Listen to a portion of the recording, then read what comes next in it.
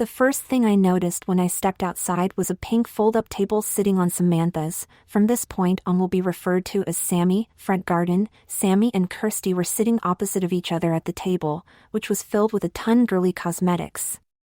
Kirsty was the oldest of the kids in the cul-de-sac, and had quickly matured into an attractive teenage girl. She had long and wavy dark blonde hair, with brunette highlights. I didn't know much about makeup, but it looked like she only needed to use a little bit. From across the street all I could notice was her lips were all glossy. Sammy was a year younger than Kirsty at 13 years old. I will admit that she was not as attractive as her BFF Kirsty, with plain brunette hair and glasses, but her lips were painted a bright red. She was trying to become more feminine, and it looked like Kirsty was helping her. I realized, being the youngest of the kids outside today, that going over there would probably be a mistake. I was crazy paranoid back then, especially around girls, as a result of my school years. On many occasions girls would try and give me makeovers in the school hallways. I preferred death to walking around school wearing any sort of makeup. I had to hide in the library as much as possible to convince my brain that I was safe from the mean girls and their mascara. Kirsty and Sammy were two of my best friends in the whole world, and I loved playing in the cul-de-sac with them. But with such a display of femininity and girliness going on over there, I had to get away. If only Kirsty hadn't noticed me first. She waved at me and called for me to come over. I couldn't pretend I didn't notice them, as I gave both girls a solid 5 seconds of eye contact. For the sake of our friendship I began to slowly walk towards them. Perhaps if they looked away I could jump into a bush and they'd forget about me, but they kept their eyes on me. The fear running through my body kept my steps as slow as possible. To them it must have seemed like an age. I smiled shyly at them, my hands in my pockets. Kirsty stood up and quickly walked to me in 1/5 of the time it took for me to get halfway across the street. "Come on, Ian, take a seat, we're just talking." She linked her arm with mine and dragged me along to the pink table. I was forcibly sat down on the seats connected to the fold-up table. Kirsty sat back down beside me and gave me a long-winded side hug. When the hug was over, she kept her arm around my shoulders to keep me close, so I could not get away. "What are you guys doing with all this stuff?"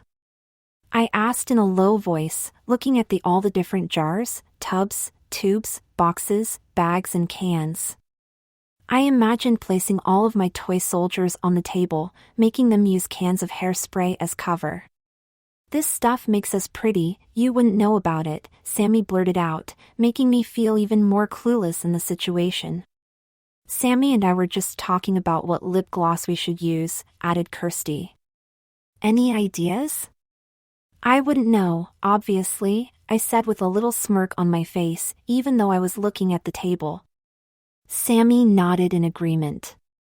"Don't you want to know who it's for?" they both said in unison. I looked up at them both and saw them grin at each other. "Who's it for?" I asked nervously. They gave each other another look and then smiled at me. "You," they said excitedly in unison. Before I could react, Kirsty had tightened her arm around my shoulder and grabbed a squeezy tube of lip gloss, purple and sparkly like she had on her lips. I wriggled and struggled to escape Kirsty's grasp, but every move I made seemed to tighten her grip on me.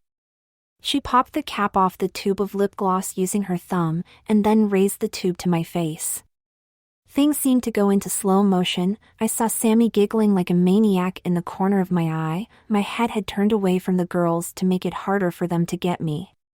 Kirsty's arm around my shoulders prevented me from raising my arms, and any hope of overpowering her was lost when she was born 3 years before me. I could only hope for a miracle now. Kirsty called for Sammy to turn my head, and in seconds she was behind me with her hands forcefully trying to turn my head to face Kirsty. The lip gloss was getting closer and closer, and now my head was held in place. I was looking Kirsty right in the eyes. She had an evil grin spread across her face, and she seemed on the edge of laughter. This was slowly turning into an epic battle of strength, which I was losing. The two girls were much more developed muscle-wise, among other things. I was being easily overpowered. The lip gloss was an inch from my lips. I felt Kirsty's grip around my shoulders loosen slightly. She must have been concentrating so much on getting my lips that she forgot about holding me in place. I realized this was my only chance to get away, so I took it. I had to be smart about it. I paused for a moment to make them think I was going to stop struggling. They took the bait and their grips loosened. Here I go, this is my chance. A blast of energy surged through my body, the adrenaline was pumping. I jerked my head forward and felt Sammy's hands disappear, but also felt the tube of lip gloss slide across my cheek. Kirsty's grip was at its weakest so far, so I slid down and under the table and leaped out the other side. I heard the two girls shouting at each other in unison, "You let him get away," but I didn't care. For the next few minutes I completely forgot that Sammy and Kirsty were two of my best friends. I made them chase me through bushes, up and down trees, around houses, over fences, and even under cars. Soon I had lost them and quickly bolted for my own garage. They wouldn't follow me in there. It was a mini junkyard in my garage. Bikes, toys, odd bits of wood, the freezer, the boiler, and a dangerously placed pair of roller skates would prevent them from getting in there. But I knew my way around. I jumped over the roller skates and hid behind a thick fence made of stacked-up bicycles. They stayed away for the next hour or so before I decided it was safe. I snuck out of the garage and hid inside my house for the rest of the day. Now that was the vague memory I had, but recently the thought came back to my head and I began to wonder. What could have happened if I never escaped them? This is a highly fantasized version of what could have happened if Kirsty and Sammy kept me in place and painted my lips in a light purple and sparkly lip gloss. Part 1. I leaped out the other side of the table and ran for my life. I heard the girls shouting at each other behind me in unison, "You let him get away." I ran for the nearest hiding place I could find, Kirsty's house. I knew her mom was probably away at work at this time of day, so the house would be empty. I zoomed down the side of the house and into their back garden. The door to their conservatory was hanging open, so I quietly slid into the house and hid behind the sofa. It took me a while to realize that I was now stuck in Kirsty's house. I heard her closing the gate to the back garden, and her mom always kept the front door locked during the day. Kirsty and her mom were the only ones who had the key.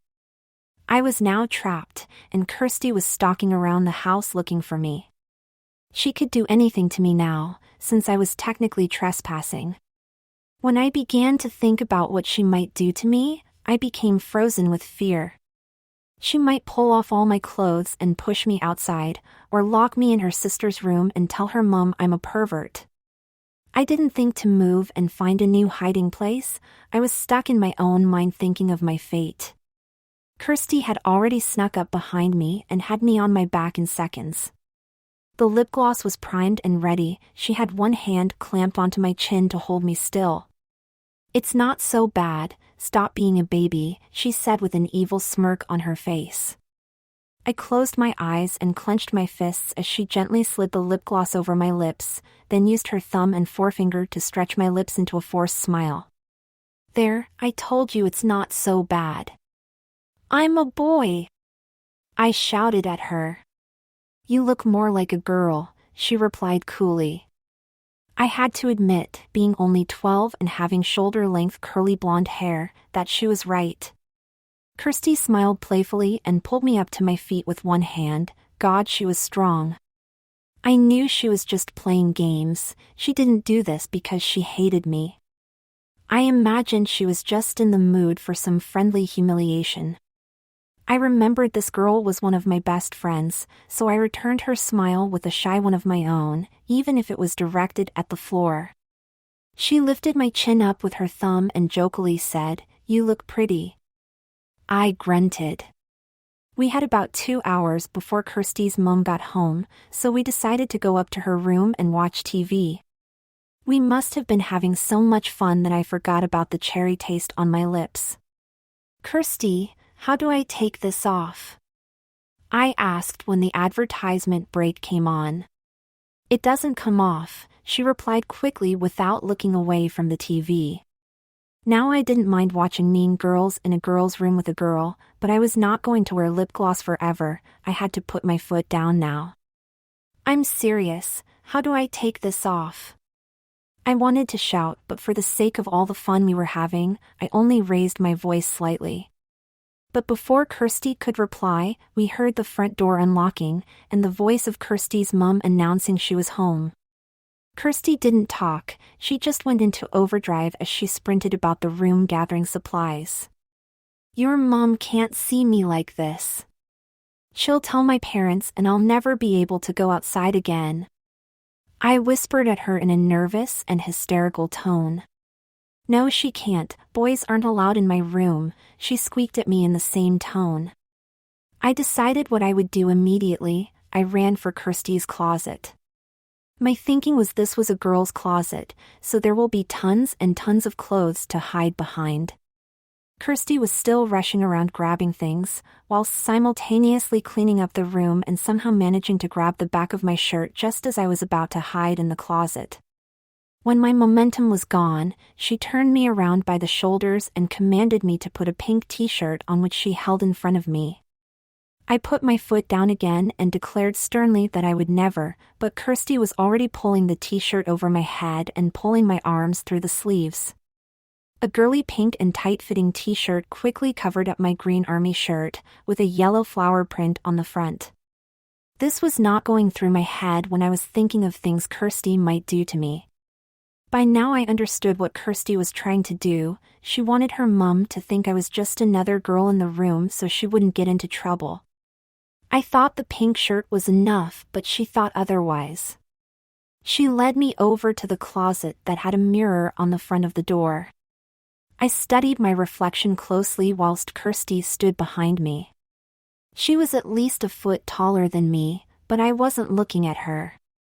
In my pink flowery t-shirt, green shorts, my curly blonde hair and my glossed pink-purple lips, I looked girly enough to pass as maybe a 12-year-old female version of myself.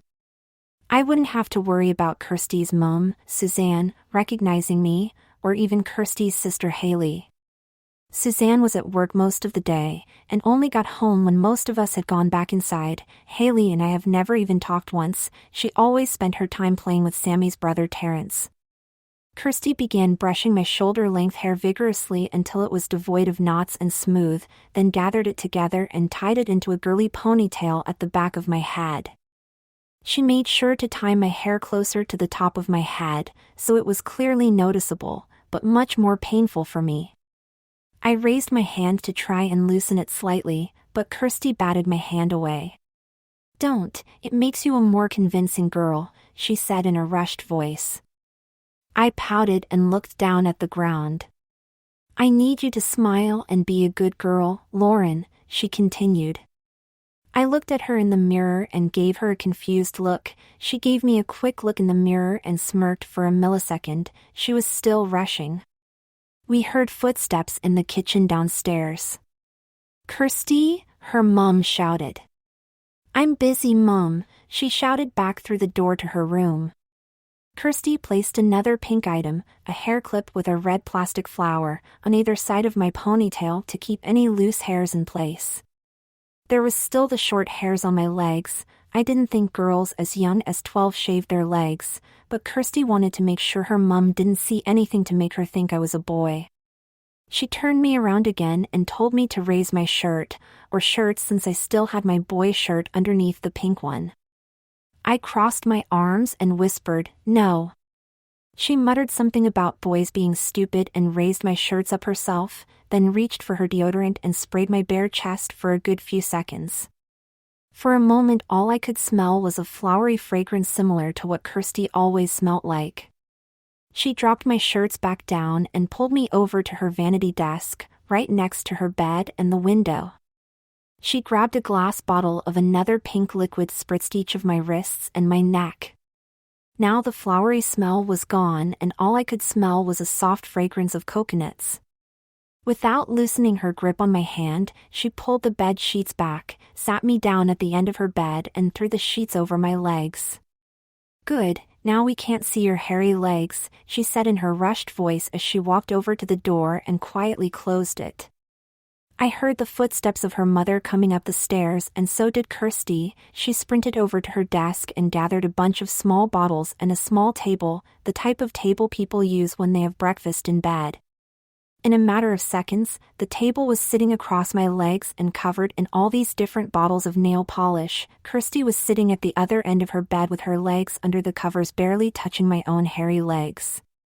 We were sitting opposite each other, half our bodies under the covers, with this table of more cosmetics sitting between us. Kirsty took a few breaths to calm down, then grabbed my left hand and began filing my nails. I had to take a few breaths to relax myself.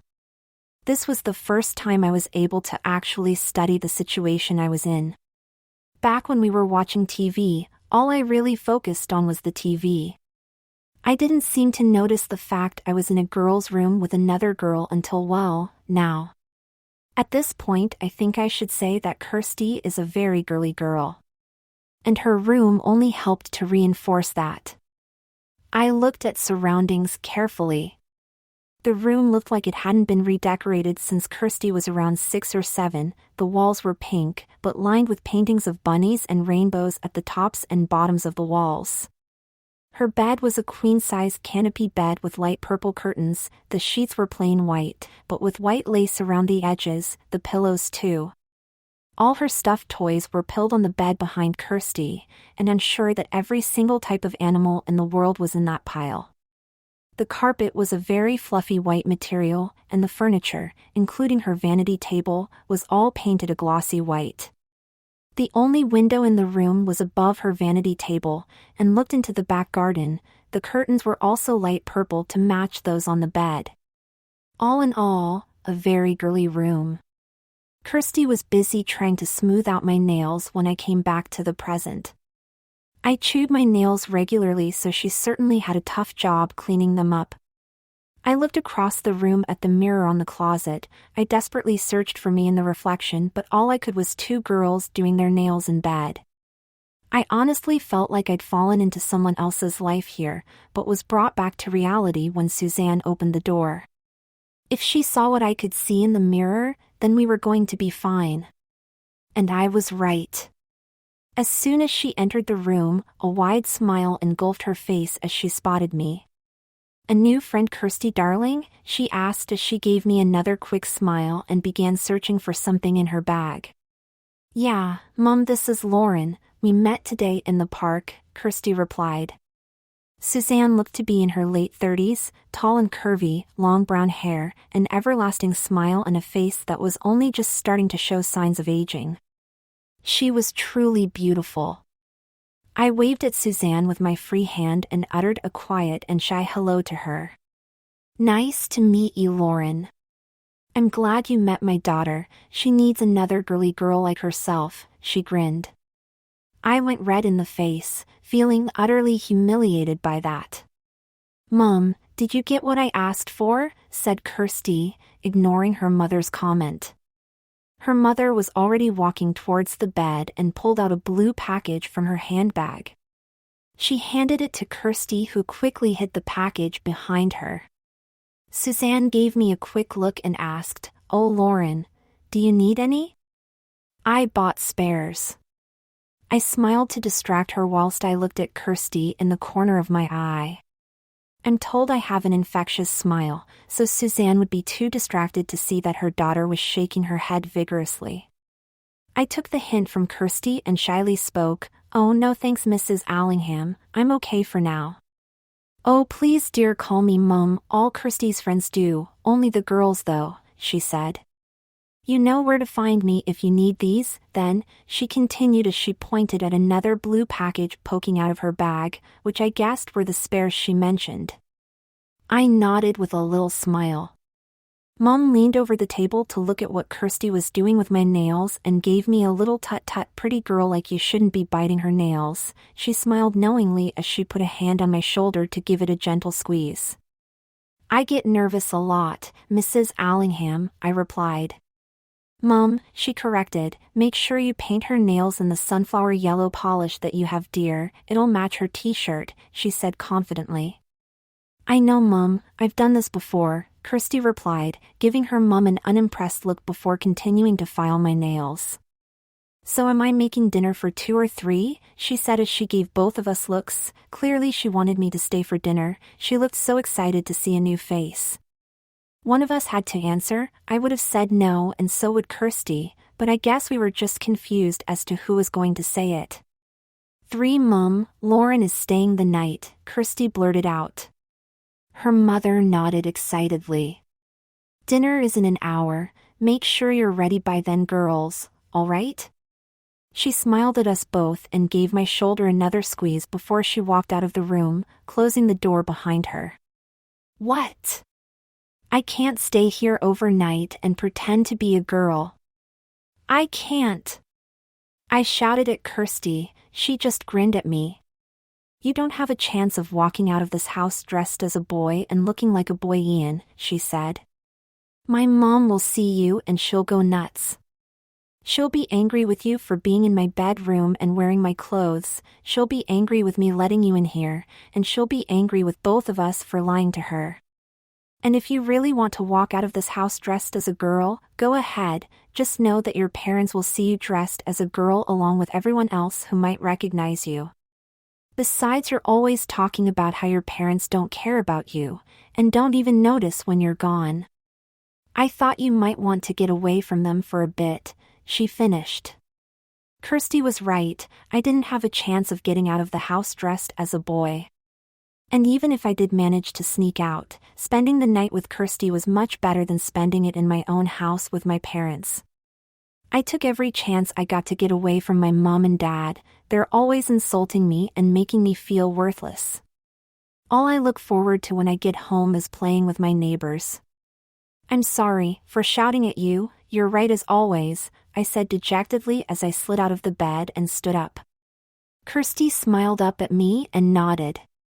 You'll have to pretend to be a girl for now anyway. You can dress as a boy again tomorrow and leave when Mom is at work. Now sit down and let me finish your nails, Lauren, she finished, adding extra emphasis on my new name to try and get me into character quicker. But I don't want to have yellow nails, I moaned at her like a baby. Mom will be disappointed if you don't come down looking pretty. Now sit and shush, she said with a grin. I grunted. Sit down or I'll give you a full makeover, she commanded. I sat back down on the bed and slid my legs under the covers once again. Kirsty went to work painting my nails a bright sunflower yellow. I began to think about how the evening was going to go, what we would talk about at dinner, where I was going to sleep and all that. Kirsty? Yeah, girlfriend, she snickered at me. I just gave her a serious look. What? She asked. What are we going to do tonight? I'm scared I'll do something wrong and your mom will be on to us. What do we do? I asked, my nervousness almost exploding in Kirsty's face. Just be polite, think girly thoughts, be girly, you know, things will be fine and Mom won't find out, she replied. I'm a boy, I don't know how to act girly. I blurted at her. She was obviously becoming more agitated by my nervousness. Lauren, just shush, you'll be fine, just be polite to my mum, take really small bites of your food, think about pink, think about unicorns, puppies, you know, you'll be fine, I promise, she encouraged me with a gentle stroke down my arm, then continued painting my nails in that bright yellow polish. And don't forget to smooth your skirt before you sit down. Do that and Mom will never suspect a thing, she said with a slight smirk. But I'm not wearing a skirt, I said, confused. You will be, Kirsty finished, her grin growing even bigger. Part 2. It took half an hour for Kirsty to finish painting all my nails yellow. She decided to add little pink flowers onto each of my nails so that her mom would be even more impressed when she saw them. By then it was dark outside and we could smell the food cooking downstairs. You can't go downstairs in those shorts, Mom will see the hair on your legs, even if they are quite short and hard to notice. We have to cover them up, Kirsty said, her hand on her chin as she examined me up and down. I stood there nervously, waiting for Kirsty to say something. I think a skirt and some leggings will be best, she said. I don't want to wear a skirt, I replied petulantly. It's either a skirt or a dress, a pink and lacy one, she replied whilst she had her head buried in her closet, searching for the clothes. I grunted and lowered my head. I had no choice but to do everything she told me to do. Now for the skirt to look right, you'll have to wear these. She held up a pair of white cotton panties. No, no, no, no, no, definitely no, I said defiantly.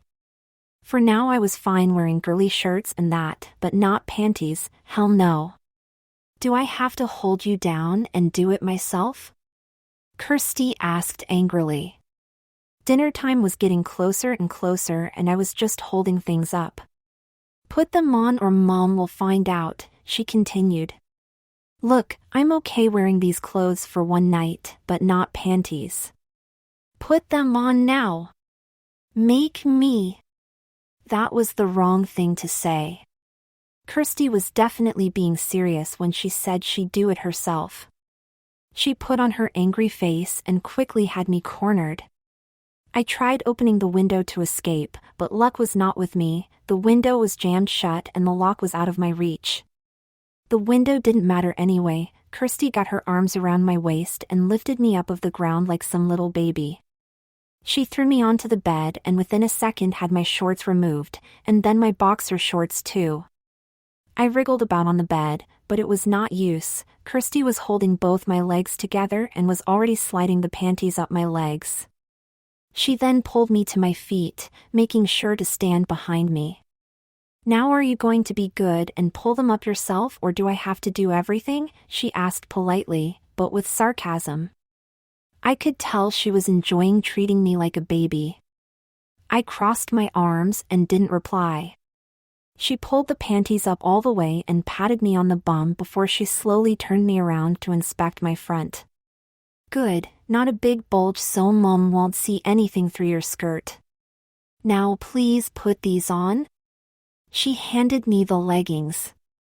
They were a very soft and stretchy material, but the coloring was pink and white horizontal stripes going all the way up the legs. I nodded slowly in resignation and began to struggle to pull the leggings up my legs. Kirsty stood beside me shaking her head, tootaying. Okay, forget what I said. From now on I'll dress you myself, okay? Now sit on the bed and stay still. I did as I was told whilst Kirsty pulled the leggings off, turned them the right way around and quickly slid them up my legs until they were perfectly positioned around my waist.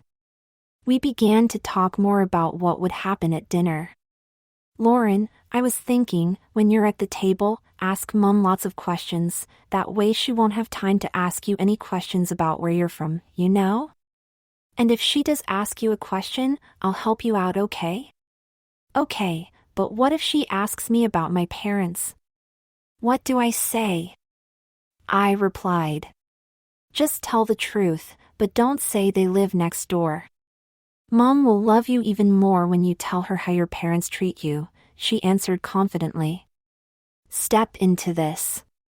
She held a blue denim skirt in front of me, and I stepped into it without argument. Kirsty slid the skirt up to my waist and adjusted it to fit. Now you need some shoes, how about some Converses? She asked. Great. Some boys' shoes. I nodded excitedly. She grinned back at me and left the room to get them. While she was gone, I gave the room another look over. I checked out all of Kirsty's shoes, some were girly, some were for sports and the others were for school, those were all black, some had flowers, all very girly. And then I saw them, Converses. But they were pink. I totally forgot they came in pink too. Kirsty soon returned holding a smaller pair of pink Converses. Mom bought me and Haley matching shoes. She smirked at me and gently sat me back down on the bed. With expert care she fit each shoe onto each foot, whilst having this content smile on her lips. Are you enjoying this? I asked her as she tied my shoelaces like a mother would tie a toddler's shoelaces. It's fun, it's like dressing a baby, she snickered. Hey, I am not a baby, I shouted at her.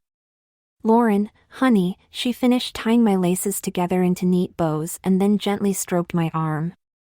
You're acting like one right now. I pouted at her and she just grinned back. Now turn around, there's one thing missing, essential for a girl your age. I grunted and turned around on the bed. Kirsty pulled my shirts off and walked out of the room again. I looked around again, this time at all of her toy stuffed animals that were sitting on the bed. There I noticed the blue package that Suzanne had given to Kirsty earlier. I reached out for the package and read the labeling.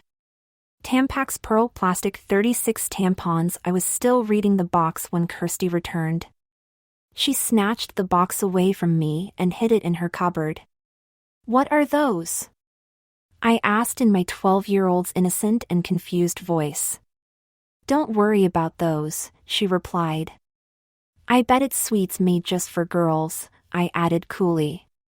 I knew my candy. Not even close, they're for girls' hygiene, and if you're not careful I'll make you use one. Now hold your arms up. She made me go silent with that. I held my arms up and immediately felt a soft material around each arm sliding down to my shoulders. The same material passed over my face and settled around my chest.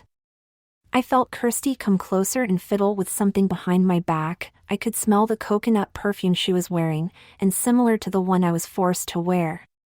This training bra makes it look like your boobies are starting to grow. Girls your age wear these. I nodded slowly. At least the training bra was just a plain white, and honestly, what was the point in fighting her now? I accepted the bra much easier than I accepted the panties for sure. Kirsty slid the pink shirt with the yellow flower back over my head. She pulled me up off the bed and into a tight embrace.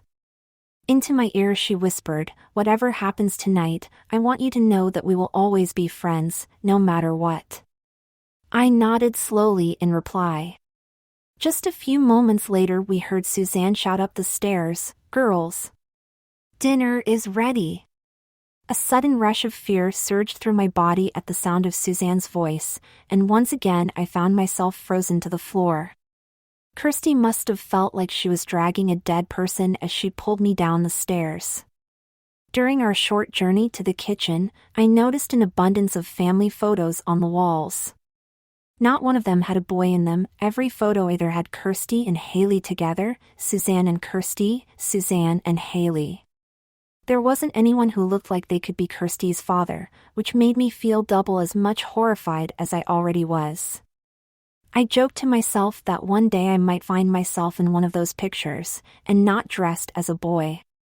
I'd have to be stuck in this house for years if that were to happen. At the bottom of the stairs we turned into the corridor. Kirsty marched me straight into the kitchen where her mother was setting the table. Kirsty's advice kicked in immediately as I asked, or rather spat out, my first question. "What are we having for dinner?" "Roast beef and potatoes, Lauren, I hope you like it," she replied. I was still getting used to my new name. Every time Kirsty used it I felt my skin crawl. But this time I had to force a smile so Suzanne didn't get suspicious. "Lauren loves roast beef. We were talking about our favorite foods earlier," Kirsty added before I could reply, but she was still right. Roast beef was one of my favorite meals. Kirsty gave me a sly wink when she realized what I was thinking about. "Okay, well, take a seat and wait just a minute," Suzanne said excitedly. She was really enjoying herself tonight. She turned away to begin dishing out our dinners evenly whilst I sat down at the closest chair with a knife and fork in front of it.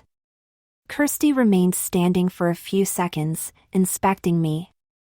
"Smooth that skirt before you sit down," she said in her angry whisper, whilst pointing at the denim skirt that I'd never imagined wearing at any point in my life. "But she's not looking. It doesn't matter if I don't smooth it." I whispered angrily back at her, and I was right. Suzanne wouldn't need to see me being all ladylike. She'd just assumed that a girl would have done it anyway. Besides, Lauren would have disappeared by tomorrow morning. "Just do it, trust me, she'll know if you don't." Kirsty gave me a menacing glare to try and convince me to do as she bid. I do it all the time and she always notices, she added. I hastily stood back up and watched Kirsty as she began descended into her chair opposite me, running her hands down the back of her legs just before she touched the chair. I nodded and did the same, smoothing the denim skirt before I sat down, at which point Suzanne turned around carrying 2 plates of roast beef and potatoes. She noticed me and had an impressed look on her face. Very ladylike manners you have, Lauren. She smirked at me and then turned to her daughter. I'm glad you two met, you could learn a lot from her, Kirsty. She gave Kirsty a pat on the shoulder before turning away to get her own plate. What's that supposed to mean? I whispered across the table to Kirsty. She gave me an evil stare and told me to shush, then returned to a happy smirk just as her mother set her plate down and sat down between us. Suzanne placed her hand on top of mine and grinned at me. It was almost like she was examining me closely. Crap, did she know I wasn't who she thought? My nerves were getting the better of me, and I nearly spewed out the truth onto the table. But it was Suzanne who spoke first. I'm always trying to make Kirsty a bit more ladylike, you know. Honestly, I don't think she's ever smoothed her skirt before. She looked across at Kirsty, giving me time to take a quick breath. I was safe. She looked me right in the eye and didn't recognize me. I try to, Mum, Kirsty said, trying to apologize. You mean, never? I spoke nervously, still recovering from that close call. Suzanne turned to me and nodded. Never, well, perhaps once or twice. Kirsty had an evil grin on her face while her mother wasn't looking. I should have remembered how she liked to trick people, especially after she lured me into that lip gloss trap earlier. She was making me act more like a girl than she was. She's still a whiz with hair and makeup though, my little beautician. Suzanne snickered at Kirsty and rested her hand on top of her daughter's. For a moment the 3 of us were connected, and for a moment I actually felt good. I never really had these family moments at my house, even though this wasn't my family, and I'd be escaping in the morning. I still felt better than I had been in hours. Now girls, dig in and enjoy, Suzanne declared, and the moment was over. I immediately skewered a potato on the end of my fork, and then cut it in half. This was how I normally ate at home, but apparently not in this house. Kirsty gave me a few discreet hand signals to tell me to take smaller bites, and I quickly cut up my potatoes into smaller bits. I kept one eye on Suzanne throughout dinner. Whenever it looked like she was about to say something, I would ask a question and make her forget what she was going to say. This is a very nice house, Mrs. Allingham, I said after about 3 minutes of silence.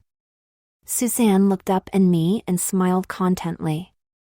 It's not much, but we can call it home. She nodded slowly.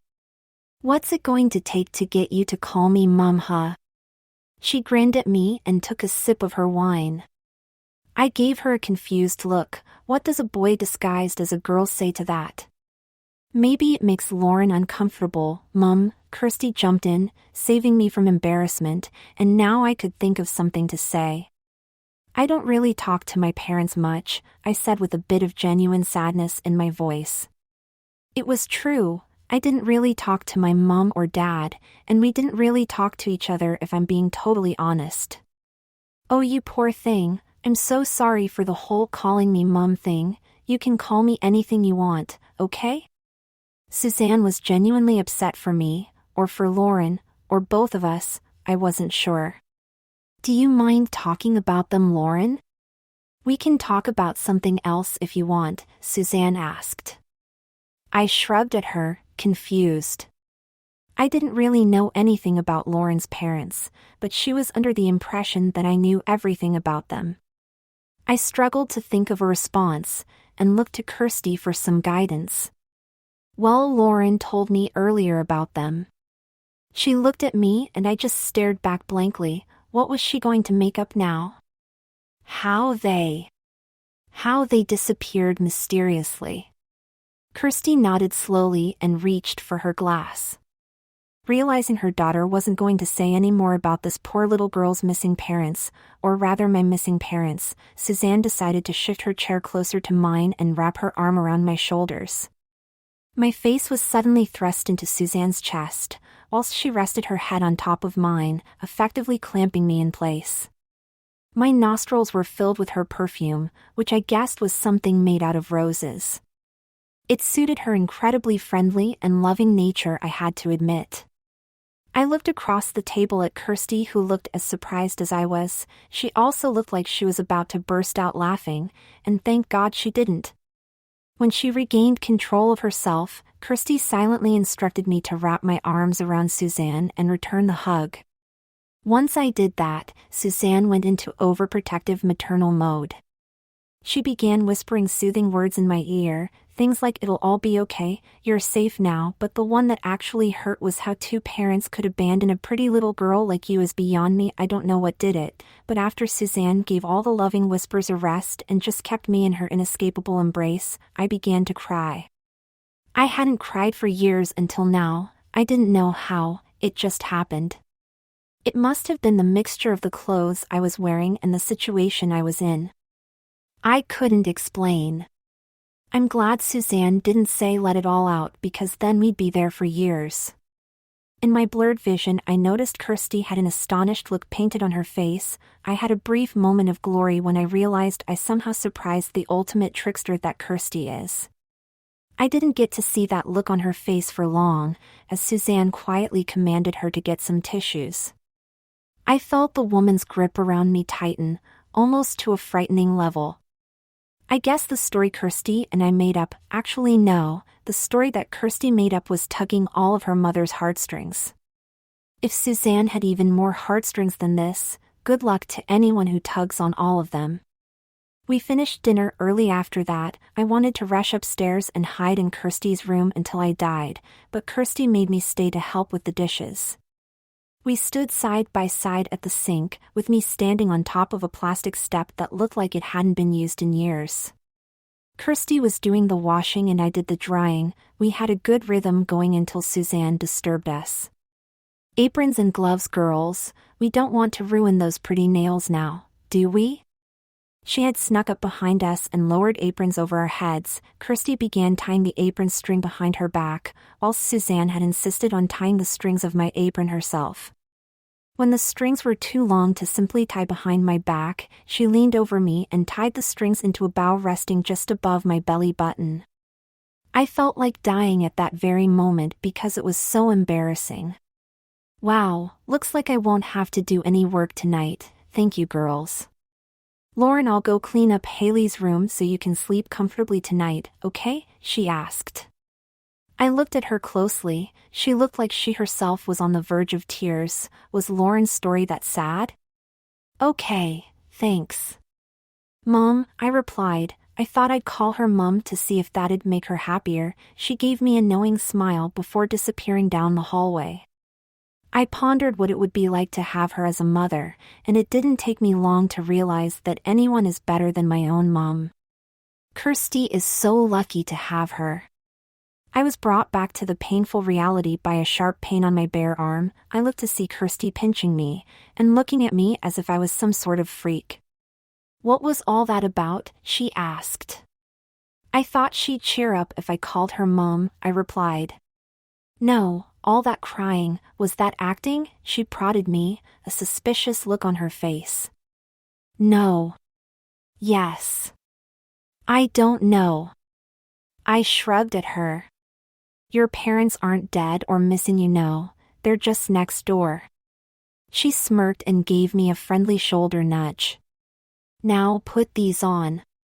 She handed me a pair of pink rubber gloves for the cleaning. She herself had claimed the less girly yellow pair. Do I have to? I moaned at her. It wasn't the cleaning I didn't want to do, it was the pink gloves, and surely I had been humiliated enough. Yes, I worked really hard on your nails and I'm not going to let you ruin them. She replied in a determined tone that meant I dared not refuse her.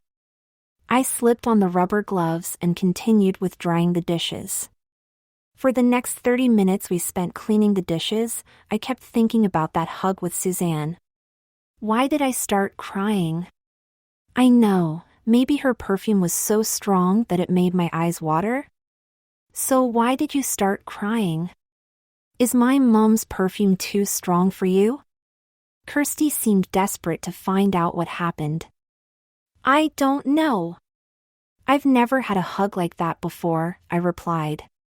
Did your mom ever hug you? She asked right after I finished speaking, like some mad interrogator. I shrugged at her and finished drying the dishes. The truth was my parents were never very friendly. My parents were the exact opposite of Kirsty's mom. When we were done with dishes, Kirsty and I spent about an hour watching TV in the downstairs living room whilst Suzanne was upstairs in her bedroom. We guessed she was reading. When we were certain that Suzanne wasn't coming back downstairs, it was around 8 p.m., we started thinking of a plan for tomorrow morning. It was simple really. Suzanne would leave for work at 8 a.m., and Kirsty would wake me up at 9 a.m. By 9:30 I would be dressed as a boy again, hair back to normal, nail polish removed and finally ready to leave the house. Nothing could go wrong. Since it was the summer holidays, making the plan was so much easier. Kirsty kept on saying how lucky I was that it wasn't a school week. On a school day, Kirsty would wake up at the same time as her mother, has breakfast with her mother and then be driven to school by her mother. There was no free time for her on a school morning, certainly not enough time for a boy to escape the house. I kept thinking about what would happen if this were a school week. How would I explain to Suzanne that I don't go to school? I can't tell her that my parents didn't bother to find me a new school after I finished primary school, and that because of my parents I've missed a year of teaching. Nope, I wouldn't tell her any of that. Kirsty would have to make up another wild story to cover it. Suzanne would probably make me tag along with her and Kirsty, and then register me at the same school. Wait, I can't think about things like that. If she registered me at a school, then that would make this official. I'd be stuck as a pretend girl forever. And then later when I grew up, there wouldn't just be hair on my legs. How would I explain that? That familiar feeling of fear surging through my body had returned. Again I was rooted to the spot. That is until I felt another familiar feeling, a pinching on my arm. I jolted back to the present and snatched my arm away from Kirsty's razor-tipped fingers. Hey, focus Lauren, what were you thinking about? She asked me, a hint of concern on her face. I just started thinking about this, if this lasted longer than tonight and tomorrow morning, or even if it became permanent. I replied. A cold chill ran down my spine as I heard the word come from my mouth. Permanent? I'd be stuck like this, I'd be stuck as Lauren, and I'd have no real parents. It would be like I was born again but started my new life as a 12-year-old, with no friends or family. Kirsty clicked her fingers and waved her hand in front of my face. Focus Lauren. Why would you want this to become permanent? Are you starting to enjoy being a girl? She asked. No. I just keep worrying about things, if they don't go to plan tomorrow. What will we do then? I asked. Trust me, we don't need to think about that, the plan can't fail. Mom is out of the house from 8 a.m. to 4 p.m. for the whole week. The plan will only fail if you're still in the house when Mom gets back, and even if that happens you'll just have to stay here one more night. The plan can't go wrong twice. She replied confidently. Kirsty really had thought this through, she was right. Nothing can go wrong. Fine, just stop calling me Lauren, after tomorrow she doesn't exist. I grinned at her. Kirsty pouted at me. Please? I don't have any friends called Lauren. She tilted her head to the side and looked at me innocently. I grunted. Later that evening, Kirsty and me were sitting in her room watching the Gilmore Girls. We had spent 5 minutes arguing over what to watch, and then another 5 minutes for Kirsty to convince me that Gilmore Girls wasn't as girly as I thought. Suzanne came in during one of the ad breaks, carrying a bundle of clothes in her hands. Hey, you two. Lauren, I realized you probably haven't brought any pajamas with you, so I found some that look about your size, she said while stepping over to where we were sitting on the edge of Kirsty's canopy bed. She sat down beside me. Oh, thanks, Mom, but... I began to explain that I didn't need them, since I wasn't going to be a girl in the morning. But Suzanne was quick to stop me. No, but sweetheart, do you really think I'd make you sleep in that denim skirt? These will be so much more comfortable. She handed me the pile of clothes, which at first glance looked like another pile of pink. I smiled and nodded slowly. She patted my legging-clad knee, then took me totally by surprise with a big wet kiss on the top of my head. Before I could say anything, she spoke again. Kirsty, dear, could you see me outside for a second? She asked, already moving to stand up. Sure, Mum, what for? Kirsty replied, also standing up even if she didn't know why. Just come with me, dear, Suzanne replied quickly, and then calmly took Kirsty's hand and led her out of the room. Kirsty gave me one last look of confusion and worry as she slowly disappeared behind the door, which closed shut soon after she left. I didn't know what to think of that. Maybe her mom had another package for her. I quickly realized this was the first time I was in Kirsty's room alone, and that led me into a strange train of thought. I'm dressed as a girl, nobody can tell I'm a boy, I'm in a girl's room and I'm alone in that room. It's like this is my room? If someone were looking through the window, they'd certainly think that I'm a girl in my room. Oh God, this is just getting more and more uncomfortable by the second. Kirsty had been with her mother for much longer than a second. I had to check what was going on. Did Suzanne know about me? Did she know my secret? I stood up from the bed, muted the TV and walked towards the wall. I put my ear against the wall and listened closely. Kirsty and her mom were talking in Haley's room next door. So you just met her in the park? Said Suzanne. She was sitting on a bench and looked really lonely. I sat with her mom, replied her rather nervous-sounding daughter. I hope Kirsty can make up a good enough story, I whispered to myself. I see, and there was nobody with her, no parents or guardians? Asked Suzanne. Nobody, Mom, she was sitting there all alone. I told you her parents disappeared, Kirsty answered. There was a brief moment of silence. Her mother must have been thinking. Does anyone look after her? Does she have a home? Asked Suzanne, the worry in her voice starting to grow. She hasn't mentioned anywhere or anyone, Kirsty replied. Was she trying to make her mom upset again with another sad story? It didn't matter anyway. Tomorrow I'll be out of this costume and all the stories that Kirsty told her mom would be forgotten in a few weeks. That poor little girl, why would her parents abandon her like that? Asked Suzanne, who sounded like she was talking through tears. She didn't say. I don't think she knows why, Mum, Kirsty replied. I imagined they would be hugging right now to comfort each other, or at least to comfort Suzanne. So she's homeless and without a parent or guardian, and you're her only friend? Asked Suzanne. Yes, Mom, but... Kirsty sounded like she was about to tell her made-up story that would hopefully make Lauren's disappearance in the morning nothing to worry about. But Suzanne answered her own question herself. We're her only hope in this world, sweetheart, we have to protect her.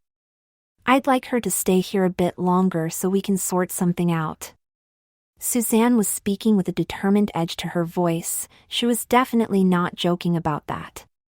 I'll be gone in the morning, I'll be gone in the morning, I'll be gone in the morning, I whispered over and over to myself. She's talking about someone who doesn't exist. I don't think that's necessary, Mom. Kirsty sounded anxious. She was trying her best to make her mom think Lauren would be okay. It sounded hopeless to persuade Suzanne otherwise. The story that Kirsty came up with was too sad. Nobody would let Lauren go alone if they heard her story now. This isn't something we can say yes or no to, Kirsty. We have to do this. Lauren won't survive without our help. How long has she been on her own? Asked Suzanne, whose maternal instincts were going into overdrive. Her parents disappeared just after she finished junior school at the beginning of the holidays, so 2 or 3 weeks? She's only 11, but she knows how to survive. I'm 12, Kirsty, 12. I whispered to myself, though I partly wanted Kirsty to hear me. Kirsty was still pursuing the hopeless goal of making Lauren look like a natural-born survivor, but her mother wasn't budging. My decision is final, sweetheart. I know you're just defending her, making it sound like she can cope. But you know the truth, she is a frightened little girl who needs us, she said. Ask her to stay tomorrow until I get back from work, and when I get back I'll ask her to stay for a few more days, perhaps weeks. We can talk about all the complicated stuff another time. For now just go brush your teeth and get ready for bed, there's a good girl. Suzanne rushed the last few words of her little speech, clearly wanting to end the conversation quickly so her daughter couldn't complain. I retreated back from the wall, one thought in my mind, I have to get out of this place. I left the pajamas that Suzanne had given me on the bed. I stood on the spot for a good few seconds thinking about them. I have to get out of here, no more girls' clothes for me. Here are my options: leave now wearing these girls' clothes and somehow sneak back into my house without getting caught by either my parents or Kirsty's mom. Or pretend to be a girl for the night and leave first thing in the morning as planned, without any risks. But that means I'd have to wear the girls' pajamas, sleep in the room of an 8-year-old girl, and for the first time in my life, wake up in someone else's house. It was a decision that took a long time to make, but it was the smart decision. The first smart decision I'd made all day, actually. I walked over to the pajamas and picked up the top half first, because it was on the top of the pile, but mostly because it was one of the few things in the room which wasn't pink. I lifted it up and examined it closely. The long sleeves were still pink, but the chest, oh God. This was a Minnie Mouse pajama set, with Minnie on the front surrounded by pink hearts on a white background. The bottom half were just plain pink pajama bottoms, reaching down to my ankles when I was finally dressed in the outfit. It had taken a while to get out of those pink and white striped leggings. When I was ready for bed, I sat down on Kirsty's bed and turned the volume back up on the TV. Gilmore Girls was still on and I wanted to see how it ended.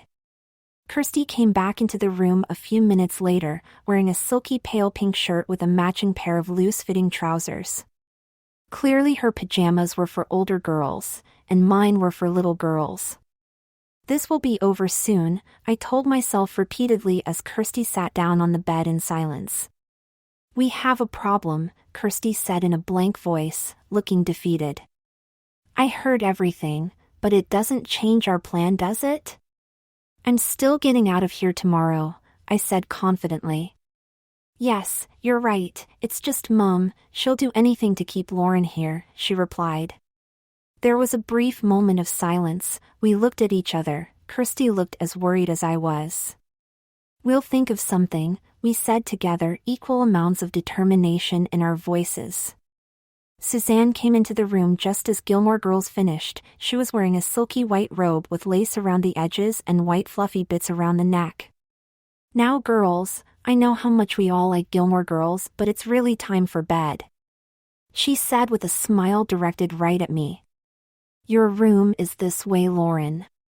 She walked over to me and placed her gentle hand on the back of my shoulder. I took the hint and slid of the bed. Good night, Kirsty, I said over my shoulder. Suzanne continued to shepherd me out of her daughter's room with her arm now around my shoulders. Good night, sweetheart, Suzanne said in a gentle voice as she turned off the light and closed the door just as Kirsty replied with a long-winded night. Suzanne guided me to the right. The door to Haley's room was right next to Kirsty's, so it wasn't much of a journey. She turned the room's light back on to reveal a little girl's paradise. I thought Kirsty's room was a little girl's room, but Haley's was on another level of girliness. The entire room was pink, except for the chest of drawers below the pink window frame, that was purple. The bed was to the left, against the wall. A much simpler bed compared to Kirsty's, no curtains on this one, but the sheets were pink, the bed frame was pink, the carpet was closer to white than pink, but still looked pink. To the right, against the wall I had listened through earlier, was a large white cabinet with its doors open. A small pink TV sat on the center shelf, framed with plastic hearts of different colors. On the top and bottom shelf was a collection of Disney princesses. I knew from what Kirsty told me that Haley loved everything relating to the Disney princesses. Even the pink bean bag sitting in the center of the room had a picture of Ariel, Rapunzel, Belle, and Cinderella sitting together on a pink cloud. The walls were pink, with the bottom sections decorated with different princesses dancing together. To the left of the door, the last thing I noticed was a glossy pink vanity table, complete with several hairbrushes and a load of Disney-branded plastic toys. I could not wait to get out of this room. I just wanted to turn around, run down the stairs and out the front door, but Suzanne kept me under her control, slowly guiding me towards the bed. I did as I was told, repeating the "I'm leaving this place tomorrow" line in my head over and over. "Forgetting something?" Suzanne suddenly asked, pointing at my hair. "What?" I replied. "Don't worry, Mommy can handle it." She was quick to act. Within seconds I was sat down in front of the vanity table, staring at myself in the mirror. Suzanne removed the flowery hair clips and the hair tie, keeping my hair in a ponytail, and then spent what seemed like an age on brushing my hair. I always loved brushing my daughter's hair before they went to bed. I saw her beaming smile in the mirror. She was getting way too comfortable with this. She's starting to think of me as her daughter. When she finished with my hair, it was silky smooth like the material of her robe, just as wavy as Kirsty's hair, and looked double the length it was when I woke up in the morning, reaching a few inches below my shoulders. Now I really looked like a girl. All traces of my boyishness were gone, replaced by an 11-year-old girl with my face. "Now for bed, come on you." I was perfectly fine with getting into bed myself, but Suzanne didn't think that when she lifted me up, cradled me against her shoulder, and then placed me in Haley's bed. She sat down on the edge of the bed and pulled the covers over me, tucking me in like a mother would do for her child. She smiled down at me. I gave her a nervous smile back. "Lauren?" she asked just as I was about to turn over onto my belly to sleep. I really wasn't used to having someone tucking me in at night like this. I looked at her blankly, forcing a smile. Why won't this woman leave me alone? "You can stay here for a few days if you want, okay?" She placed her hand on the covers, where my knee was. "I know, Mom, but I don't think I'll stay."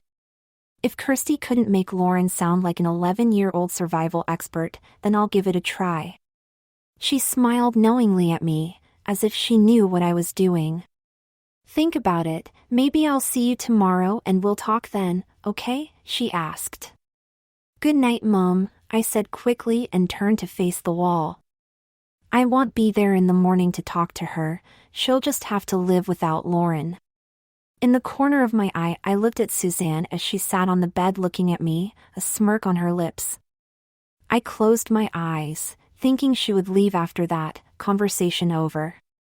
Then I felt her weight shift on the bed, her fingers on my face, brushing the strands of hair away from my eyes, and then her soft lips kissing me on the forehead. I kept my eyes closed to hide my discomfort. She left the bed, the light turned off, and her voice turned into a quiet whisper. "Good night, sweetheart," were the last words I heard that night. This is over tomorrow, this is over tomorrow, this is over tomorrow. The next morning I was woken up the next morning at around 9 a.m., as planned, not by Kirsty, but by the sound of the front door closing. Not as planned. I jumped out of the bed. Something was definitely wrong. The plan we had made, the plan that we knew wouldn't go wrong, was already going wrong. Maybe Kirsty just slept in, and the door closing, that was just Suzanne leaving late for work. She must have slept in too.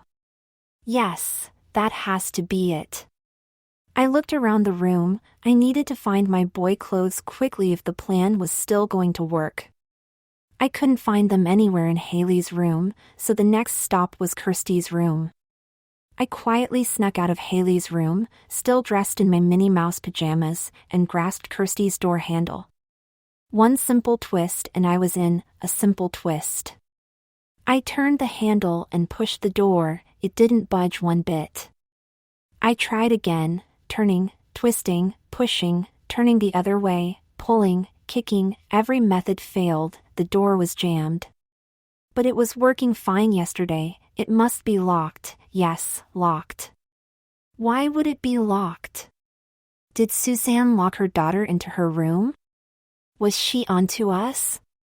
It took me a while to notice, but if Kirsty wasn't awake after 5 minutes of banging on her door, she probably wasn't in the room. Stupid. Think smart. Kirsty must have changed the plan, just to scare me a little more, since her fun was soon going to end when Lauren no longer existed.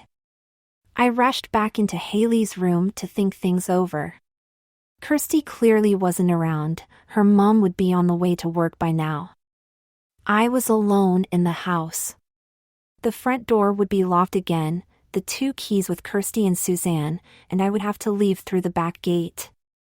Now I just needed to find my clothes so I could actually go outside. Kirsty must have put them downstairs. After pacing back and forth for a minute to sort things out, I turned to the door, and there hanging from a hook was a fluffy pink robe, with Minnie Mouse printed onto the breast. This must go with my pajamas. I might as well put that on too, I said quietly to myself. I pulled the robe on, tied the sash around me into a rough and manly knot and headed downstairs. No sign of my green shirt and shorts yet. I turned into the living room, still no boy clothes. Into the kitchen, still nothing. The last place left to check was the conservatory. Kirsty wouldn't leave boy clothes in her mom's room unless she wanted her to find out about my secret. I stepped into the conservatory, but before I could actually have a good look, I froze. There, sitting on a wooden garden chair, sipping her morning tea, was Suzanne. She was wearing a colorful summer dress with some sort of cardigan on top. She hadn't spotted me, so I snuck back into the house and hid behind the kitchen table. This was not part of the plan. What was she doing here? Shouldn't she be at work by now? Crap, crap, crap, crap, crap, crap. Then that means Kirsty was the one who closed the front door to wake me up. Why would she leave me here with her mom? I couldn't think of why my best friend would betray me like this. She better have a good reason. She probably told her mom everything, and Suzanne is just sitting there waiting for me to wake up so she can start shouting at me. My first thought was to run, but where? The front door was locked, and Suzanne would see me if I left through the back gate. There was no way to get past her. The only chance I had was to climb out of some window, but wearing Minnie Mouse pajamas? What are my parents going to say when I ring the doorbell? I had no choice. I had to escape now, get as far away from Suzanne as possible. I slowly stood up and crept into the living room. There it was, my escape route. The large front window, which I hoped wasn't locked, was just a few feet away. I took one step forward, and then everything went dark. I heard Suzanne's familiar voice, but it wasn't angry or psychotic like I thought it would be. It was sweet, loving, like it was last night. "There you are, dear. Good morning," she said. I was not planning on hearing her voice ever again, but a nice good morning was better than "I'm going to kill you." I was still in darkness. I turned to where her voice was coming from, my fists readying themselves to punch something. Suzanne thought nothing of my raised fists and quickly pulled me into her warm embrace once again. She pulled away whatever it was that was blinding my vision and kissed me on the forehead, again something I wasn't planning on getting in the morning. Suzanne was sitting in front of me, her eyes level with mine, and a beaming smile on her face. "And you're wearing Haley's Minnie Mouse robe," she said, her voice overflowing with maternal love. I still got the wrong idea, thinking I did something wrong. "I'll take it off if..." I began, but Suzanne interrupted me with a finger on my lips. "Sweetheart, Haley is at camp for the summer. She won't mind if you wear her things, and nor do I." She smiled at me, and then grinned evilly. So that's where Haley is. Besides, it makes you look absolutely adorable. Her voice seemed to turn into a strange mix of laughing, squeaking, and yelling. Her hands crawled up my sides and started tickling beneath my armpits. Even through the robe and the pajamas, I was incredibly ticklish. My body collapsed onto the floor in a fit of hysterical laughter. Suzanne was relentless. She moved to sit on top of me, her fingers tickling up and down my sides. All my fears seemed to disappear during that fit of laughter. Suzanne clearly didn't know who I really was, or she was hiding it well, or she knows but just reacted in the exact opposite way Kirsty and me expected. I was safe for now at least. I had never laughed so hard until that point. Suzanne had to hold me against her shoulder like a baby for a good few minutes before I calmed down. When I was finally feeling normal, I was sitting in the same chair I sat in last night at dinner with a glass of orange juice on the table in front of me. I reached for it, and for the first time in a while I noticed my polished yellow nails, or sunflower yellow, as Suzanne would say. That was a harsh reminder of my situation. I'm stuck pretending to be a girl here, and I'm still a boy. I had to remind myself of that. I think during that laughing fit, I actually felt like this was my home. I felt like I was happy. But I would rather have a happy life as a boy, not as a pretend girl. I would just have to survive my parents until I was 18, and then I was free to do what I wanted. A happy life as a boy was all I wanted right now.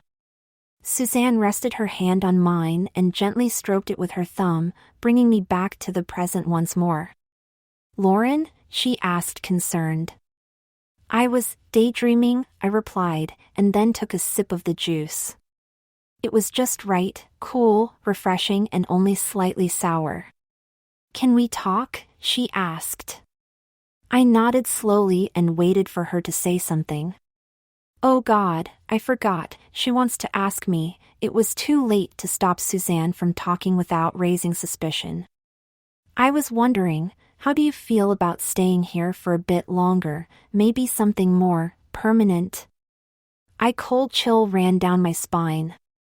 I didn't know what to say to her. I knew what she was going to ask. I just hadn't planned on answering her. I should be in my own house by now eating bacon, not sitting with a near-complete stranger in her house, dressed as a girl. I took a few moments to think of an answer, but I couldn't find one, so I asked her a question in the hope she'd forget what just happened. "Why, shouldn't you be at work, Mum?" I asked. I was starting to get used to calling her Mum by now.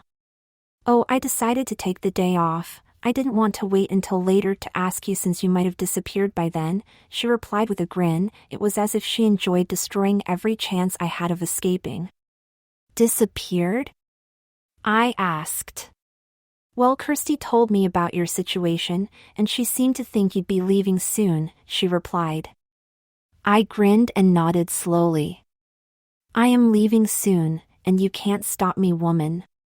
She tilted her head and gave me a sad look. "Well, where do you plan on going?" she asked all the right questions, meaning the questions I didn't have a straight answer for. "I'll find somewhere," I nodded and gulped down a load of orange juice. I was hoping the glass would hide my ever-reddening cheeks. "So you're not even certain?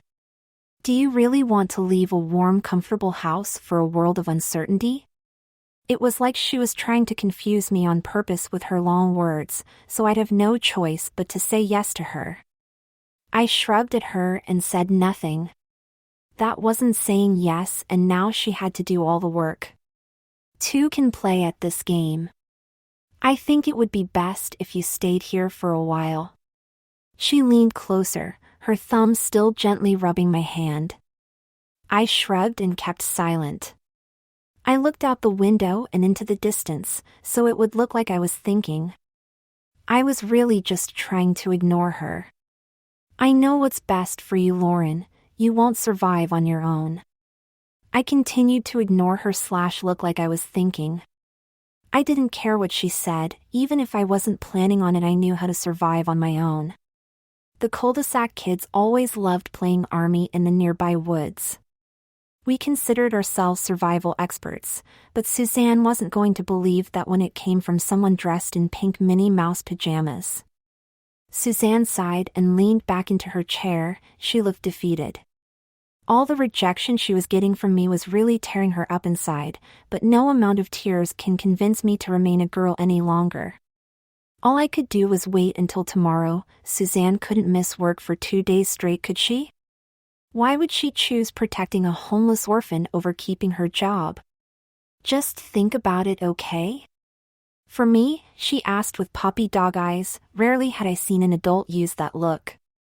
I will, Mom. I nodded and finished my orange juice. Suzanne jumped into action as soon as my empty glass touched the table. Let's get you ready for the day then. Up you get. Suzanne was making a habit of doing things before I could react. She was up out of her chair in seconds, holding my hand and pulling me down the hallway when I finally said, okay. As we went up the stairs, I got another chance to look at all the family photos hanging on the wall, and the thought of me being in one of them was slowly becoming more and more likely. Suzanne dragged me into the bathroom, which was a pleasant change from all the pink I was seeing. The floor was made of a white rubbery material and the walls were decorated with yellow and white tiles.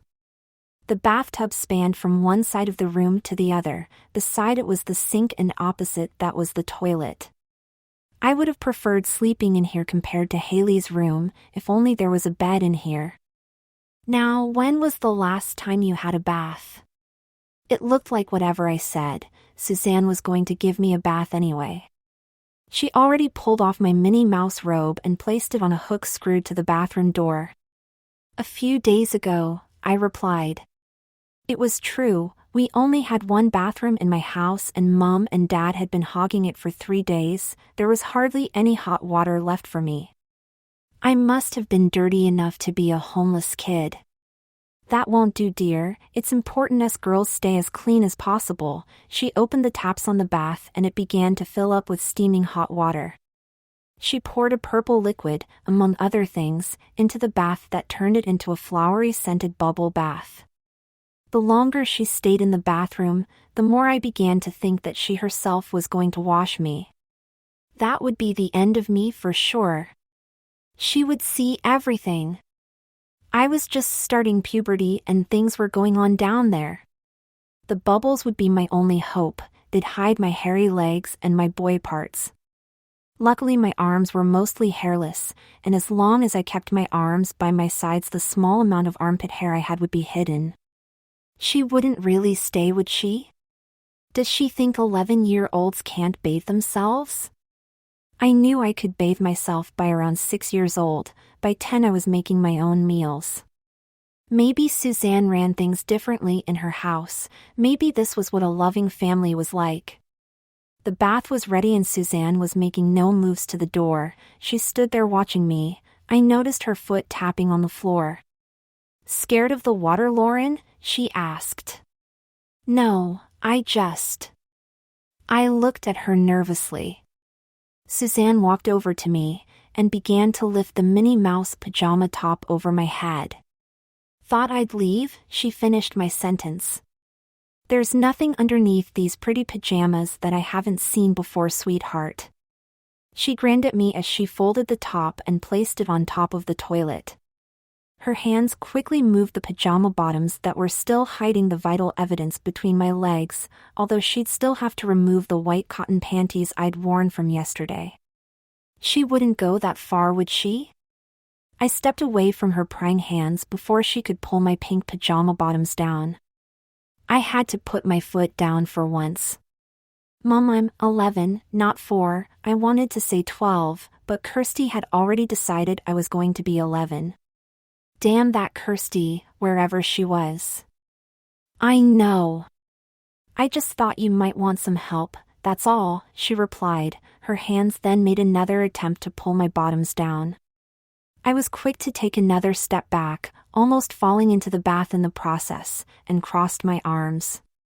Suzanne finally got the message and opened the bathroom door. Well, all right, you just call me if you need anything, okay, sweetheart? She asked as she stood in the doorway. I replied with an annoyed sounding okay, and closed the door for her. I waited for a moment before I took off the remainder of my Minnie Mouse pajama set, just in case she came back in and saw me naked. She seemed like the sort of woman who liked to surprise people, but it would be me that surprised her if she saw what hung between my legs. I waited a good few minutes before I finally decided it was safe to strip off. All this waiting and worrying wouldn't be necessary if they thought to put a lock on the door. I suppose living in an all-female household meant you wouldn't be seeing anything new if you stepped in on someone.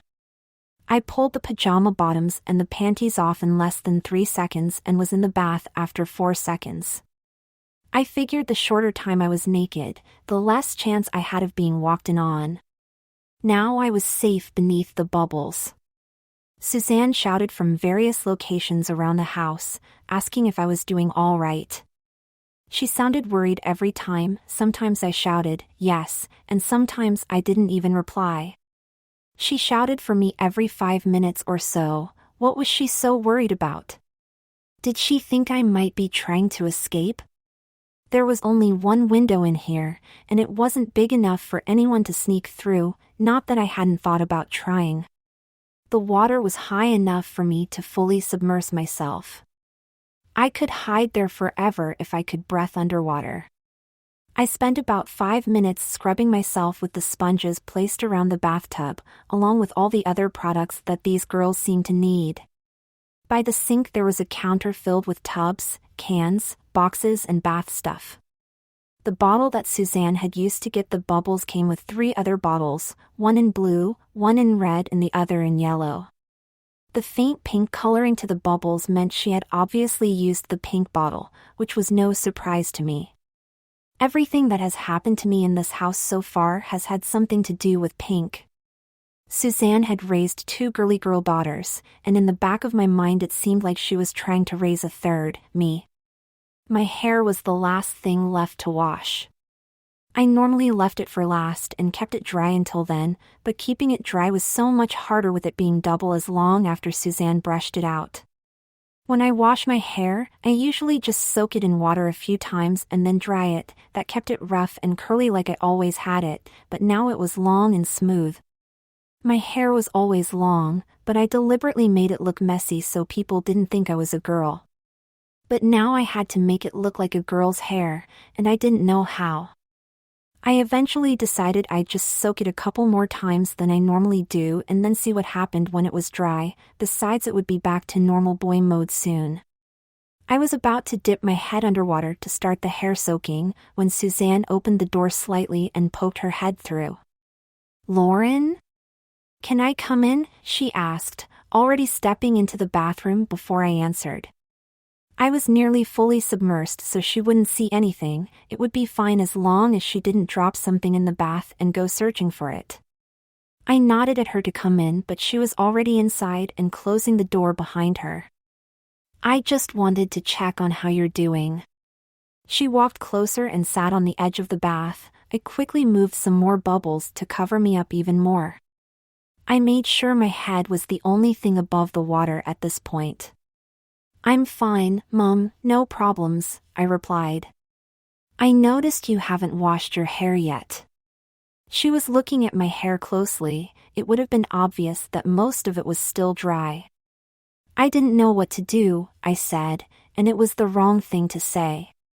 Without knowing it, I just invited this woman to wash my hair for me. "Oh, I'll do that for you. I knew you'd need help somewhere." She was smiling from ear to ear as she left briefly and came back with a chair. Within a few minutes she was sitting down beside the bath, with me sitting with my back to her. She was using the adjustable shower head to soak my hair thoroughly, and so far she hadn't seen anything suspicious. It was quite a struggle trying to sit like that in a narrow bath, without my lower half revealing itself, but somehow I managed. Suzanne spent a couple of minutes spraying my hair with warm water, then moved on to lathering in a load of shampoo. My head was gently being pulled this way and that as Suzanne made sure the shampoo covered every single strand of hair, her fingers constantly massaging my scalp. After a couple of minutes she rinsed my hair with warm water and started over again. It felt like we were there for at least an hour, repeating the process over and over. Suzanne was talking through everything she did, making sure I remembered everything so I could do it myself in the future. Yeah, right. I got the feeling that Suzanne had done this many times with her daughters. She was clearly enjoying it and on several occasions called me Kirsty or Haley. I'm glad I was facing away from her, because soon everything she said made me roll my eyes or grimace. Soon every sentence she said referred to me as her daughter or something close to it.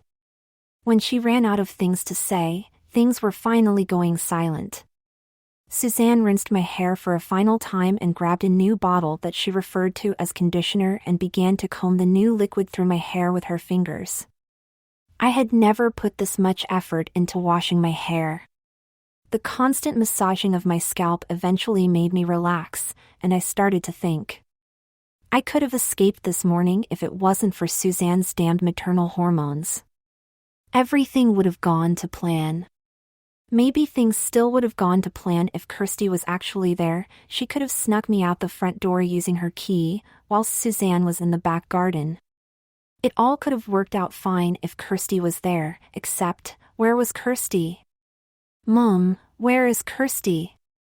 I had to ask her, had Suzanne done something with her daughter? Maybe she had some sort of plan to replace her, with me? Well, that would explain why she referred to me as her daughter for the past hour of hair washing. What was wrong about Kirsty?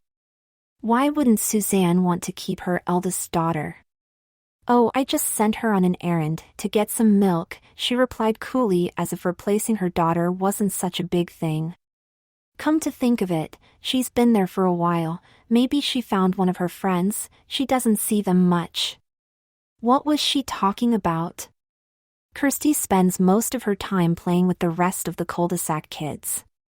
Finally, she does something I suggest. She spends too much time with the kids that live in the cul-de-sac and forgets about her school friends, she said. What's wrong with the cul-de-sac kids? I asked. Oh, nothing, it's just that Samantha across the road, she has a deep hatred for my little Haley. But don't you worry about them, dear, I'm sure we'll find you some friends. Perhaps Kirsty will invite you to a sleepover with her friends. Won't that be nice? She replied. I guess so. I didn't plan on making any new friends just yet. Sammy was one of my best friends, but she really did hate Haley. I remember her calling Haley a spoiled little brat whenever they were close to each other. Haley called her an ugly man once, and they've been at each other's throats since then. That's probably why Haley was sent to summer camp in the first place. After a few minutes, the conditioner was rinsed out from my hair and the bath was over. Suzanne allowed me some private time to dry myself and get dressed, but when I went to get dressed again, the pajamas and the panties were gone. I shouted through the door asking for them, hoping Mom would hear me. I'm putting them in the wash, dear. I put a cute little outfit on Haley's bed for you, she shouted back. It sounded like she was downstairs, so it was too late to argue for my pajamas. I would have to wear an outfit picked out by Suzanne herself. I expected the worst. Suzanne had left the Minnie Mouse robe in the bathroom, which was long enough to cover up all of my legs, so I quickly put it on before she could sneak into the bathroom again. This was the first time I noticed that the robe had a pink hood attached to it, with two little black ears and a pink bow between them at the top of the hood. That must have been what Suzanne used to blindfold me this morning. I would have looked like a right idiot with that hood up. Clearly she did not think so. I opened the bathroom door and poked my head out into the hallway, no sign of Suzanne anywhere upstairs. I was very paranoid when wearing that robe. I didn't want Suzanne anywhere near me. I was certain she wanted to see me naked. She seemed too eager to make it seem okay, but I was not convinced. I kept thinking she was going to sneak out of somewhere and pull the robe off me, but thankfully I got into Haley's room and closed the door before Suzanne could get me. There wasn't a way to lock the door, so I moved a chair and wedged it beneath the door handle, something I'd learned from the movies. As soon as I turned around I knew I would see an incredibly girly outfit lying on Haley's bed, but when I saw it I was definitely surprised. The outfit wasn't half as girly as I thought it would be. It wasn't even pink. It was a black sleeveless dress that reached down to just above my knees, with a print of pink flowers growing up the right side. I lifted it up to get a better look. There was nothing else, just black with some pink flowers and a beaded neckline, but mostly black. The rest of the pile was made up of another white training bra, some lacy white panties, black leggings, and some shiny-looking black shoes. I pulled the panties on first, then spent several minutes struggling with the training bra and then another few minutes struggling with the leggings. I'm pretty sure I had the most miserable face in the world whilst I was doing all of this. The dress slipped over my head easily. It didn't take long to figure out how I put that on, and the shoes seemed to slip onto my feet without a fuss, as if they were made just for my feet. But that didn't mean I liked them any better. I definitely preferred the pink Converses to these shoes. They just cover up the toes, have slightly raised heels and a strap across the ankle which I assumed was a girl's version of shoelaces. I took one shoe off and looked at the label inside. It read Angry Angels Girls Innocent Wedge Shoes, size 5. I used to think I was a bigger shoe size, but since these shoes fit so easily, I guess I was wrong. At least when I put them on I felt a bit taller. When I was finally dressed, I had run out of things to do. I didn't want to go downstairs because that would mean talking to Suzanne, and I didn't think I could handle another couple of hours of her referring to me as her daughter. I decided to stay in Haley's room, sitting in front of her vanity table until I could find something to do. Suzanne came in before I could fall asleep due to boredom. I was resting my head on my hand, glaring at my reflection in the mirror when she asked, "Lauren, what's wrong?" I shrugged and said the honest truth, "I really don't know what to do, Mom." "Well, we can start with drying your hair. Stay right there." Suzanne rushed out the door and walked down the hallway to what I guessed was her room. She came back holding a lethal-looking hairdryer. "You look nice in that." She eyed me up and down whilst she plugged in the hairdryer. "Do you like it?" she asked. "It's not pink," I said with a smile. I was genuinely happy that I wasn't wearing anything pink for once. "We'll have to get you some new clothes then. Nearly all of Haley's clothes are pink," she replied. "What about this?" I looked down at my mostly black outfit and smiled. I didn't know how, but wearing this black dress was making me feel really good. "That's one of Kirsty's old dresses. The rest of her stuff won't fit you, dear, so you can wear this for a day and then go back to Haley's stuff." I nodded my reply and smiled. I wouldn't be going back to Haley's stuff ever again after tomorrow, when I was sure to be a boy again. Suzanne turned on the hairdryer and soon my hair was being blown all over the place. She combed through the dried bits of hair while still drying the wet bits. When the hair drying was finally over, she went back to brushing my hair over and over. "Have you ever thought about getting your ears pierced, Lauren?" she asked. Her eyes were looking straight at me in the mirror while her hands continued to work with my hair. "I don't know. Do I need to?" I replied. I didn't know what else to say. "Most girls your age have their ears pierced, honey. I got mine pierced when I was 10. She seemed oddly proud of that. I shrugged at her. Piercing my ears was another thing I was never planning on doing. "It really doesn't hurt. They make sure your ears won't hurt one bit, I promise."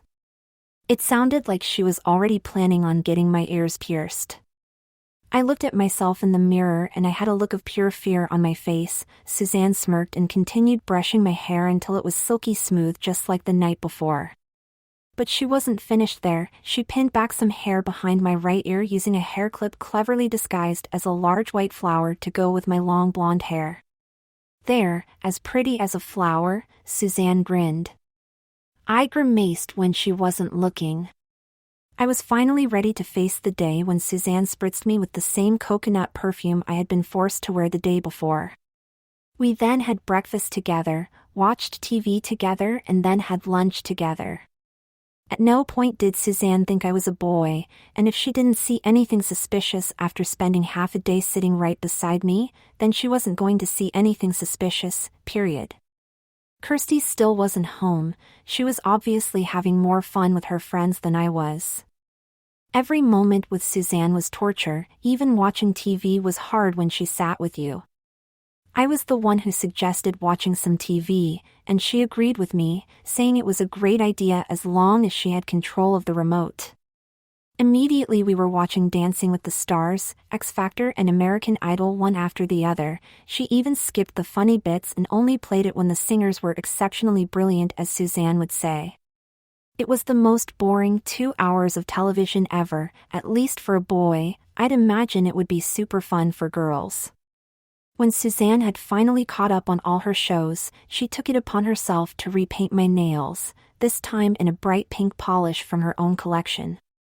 She sarcastically said it was made especially for maturing young girls such as myself, as if to humiliate me even more. I had continued to chew on my nails during my stay with the Allingham family, and this had left them in what Suzanne called an absolutely appalling state, and decided that she would buy me some fake nails when we went shopping later on. Wait, shopping? We're going shopping? I asked her.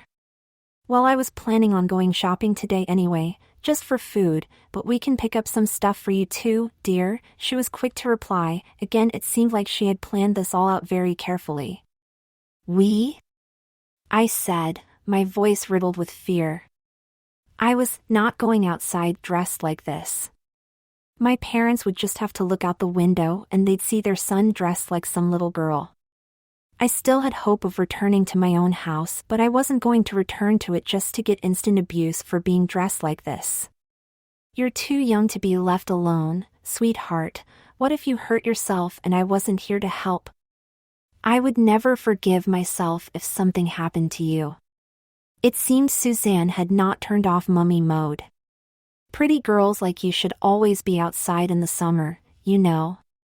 There she goes again with that pretty girl stuff, and that was it. I'd finally had enough of all this humiliation. You know what, I am tired of being called pretty this and pretty that. It's time this whole thing ended, and I went home. I looked across the living room and through the large front window, without realizing that Suzanne had moved somewhere. My mind must have been thinking, she's still next to you. Keep talking, Lauren doesn't even exist. She's someone that Kirsty made up so she wouldn't get into trouble. That's it. I'm going home. I tried to emphasize home as much as possible, so it was clear that this time, I was really going home. I looked around, for some reason wanting to see Suzanne's reaction to my big speech, but she was nowhere to be found. I walked into the kitchen, thinking she was standing in there in some state of shock, but she wasn't there either. I soon heard her coming down the stairs and down the hallway, holding a Dalmatian print faux fur jacket in pink that looked like it would fit an 11-year-old girl perfectly. It may be late June, but today it's a bit chilly. I had to get one of Haley's jackets for you. What were you saying? Something about Kirsty getting in trouble? It sounded like she hadn't heard any of my speech except for the bit about Kirsty. I guess I didn't say it loud enough. It was a different Kirsty was good enough to throw her off the trail. My moment was gone as soon as she wrapped the fur jacket around me and buttoned me up before I could do it myself. Why did she always have to be in such a rush? If she had stayed to listen to me when I finally had the courage to reveal all, then I'd be out of this mess. Would she even believe me if she did hear the whole thing? What if she did hear the whole thing but didn't think anything of it? I do make quite a convincing girl, even I had to admit it. Suzanne grabbed a hold of my hand and led me out into the great outdoors. It was such a new experience. I'd left my house to play outside thousands of times, but now I was stepping outside as a girl, a completely different person. I started acting like a completely different person as soon as I took the first step onto the Allingham's driveway. It felt like everyone was watching, waiting for me to reveal myself as a boy. But I'd lost all my courage after that speech. I began to cling onto Suzanne's hand. She was my only source of protection, and she offered a good hiding spot until we got to the car. Someone's nervous. Suzanne pulled me into a motherly side hug before she lifted me into my seat at the front. I'm just new at this. I sank back into the seat as much as possible to stop anyone from seeing my face. Don't worry, sweetheart, I'll drive slow. She seemed to think I was talking about sitting in the front. It was true, I'd never sat in the front of the car before, but it was pretending to be a girl in public that I was more worried about. The engine was turned on, the doors locked themselves to prevent my escape, and we were off. A large red van was parked in my parents' driveway as we slowly drove past, one of those trucks that people use to move loads of stuff around. I thought nothing of it. Mom and Dad never told me anything about what they were doing when I was a boy. That wasn't going to change when I was a girl. We turned out of the cul-de-sac and onto the quiet little road that connected us to a bunch of other cul-de-sacs. It was a quiet little neighborhood that we lived in, but the sight of two more large red trucks parked alongside the road was starting to worry me. I saw that my dad was lifting a stack of chairs into the back of one truck, while my mother was talking to one of the workmen beside the other truck. "Looks like someone's moving." Suzanne was quick to point out what my mind wasn't telling me. The alarm bells were now going off. Suzanne didn't stop to look, she just kept the car going down the road. The doors were locked and all I could was nervously look over my shoulder as the workmen continued to pack and more furniture into the trucks. Why would they move without telling me? Without knowing where I was? Did they even know I was gone? Did they care? We arrived at the local supermarket after a 5-minute drive. I vaguely remembered going here with my mother when I was very young, but what I remembered more was feeling small and vulnerable when adults surrounded me. As I grew older, the supermarket became a much less scary place, but now, things are different. I was returning to the supermarket wearing girls' clothes, holding hands with a stranger and contemplating what was going to happen after my parents had moved away. It had all happened so fast. We drove past my real house and saw my real parents loading our belongings into 3 large red trucks. Suzanne casually stated, "Someone's moving," and continued to drive past, but her words were the last push needed to send my brain into super ultra panic mode. The last couple of days I had waited patiently for a chance to escape my neighbor's house, but Suzanne destroyed every chance I had. Even if Suzanne blocked every attempt I made to escape, I knew I would eventually find a way out. But after seeing those 3 red trucks loaded with all of our belongings, I had to start panicking. I did at least try to escape the car, but the automatic door locks had already gone off. I was too scared to make a more obvious effort to escape the car, as I would have to explain to Suzanne why my parents moving away was such a distressing thing. And I did not want to be locked in the car with her after outing myself as a boy. Suzanne did not even know my true gender. She was under the impression that I was an 11-year-old girl called Lauren, whose parents had deserted her during the holidays. Suzanne had taken it upon herself to protect this 11-year-old orphan, meaning she was always nearby to make sure I never tried to get away. I can only hope that my parents are still home when we get back, so I can tell them I still exist. It would mean Suzanne would find out about the real me, but I was now willing to risk that, knowing that I'd be moving far away from her right away. I just had to endure a couple more hours pretending to be Lauren, and then I would have my final chance to escape. As we walked through the car park, I could tell these last few hours of being a girl were going to be incredibly uncomfortable. There was not one empty space in the parking lot. The place was going to be full. I clung to Suzanne's hand tighter than ever as we walked to the automatic doors of the supermarket, and she made sure I stayed close to her side. I was still hoping to go through this experience without being seen, but it was going to be hard not to bump into someone, let alone not be noticed. The entrance was filled with adults and their children, all trying to complete the weekly grocery shopping.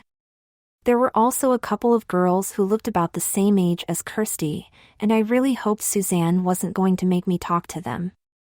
Instead, she pulled me through the entrance of the supermarket and grabbed one of the nearby shopping carts.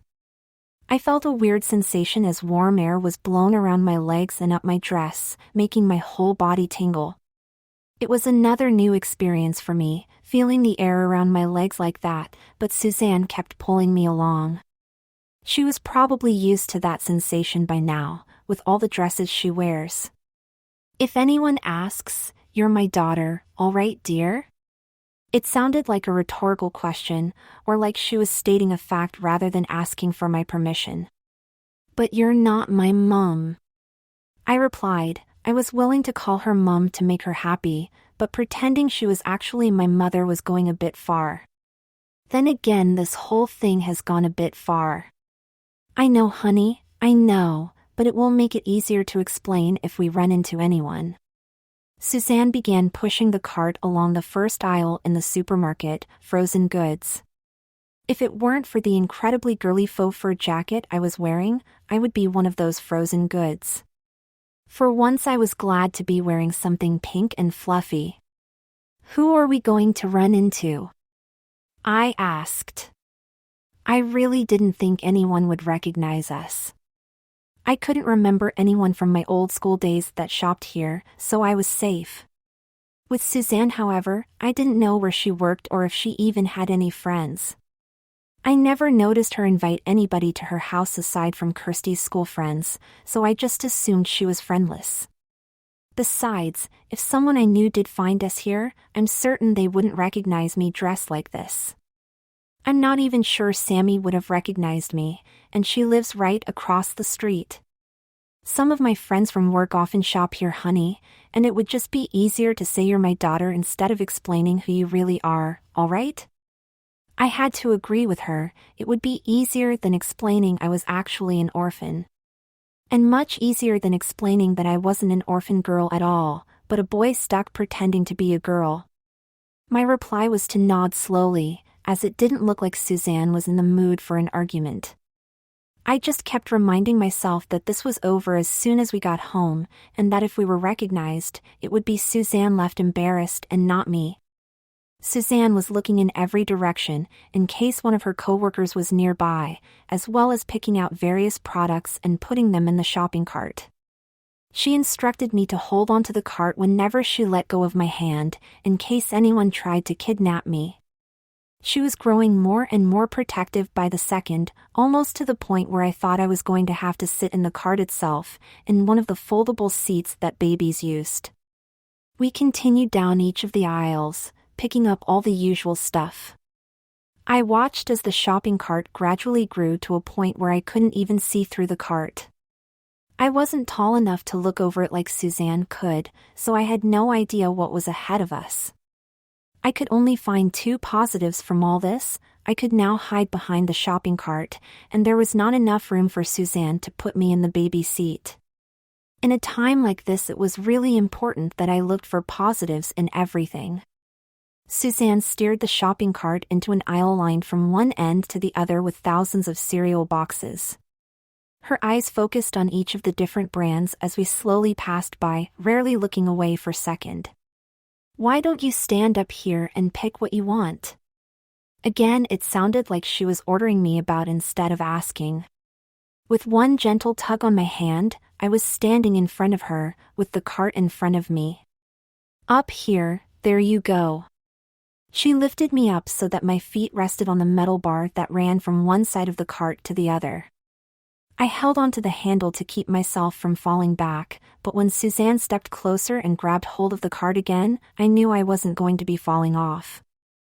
I felt her body pushing against my back, and her flowery scent was now more noticeable than ever.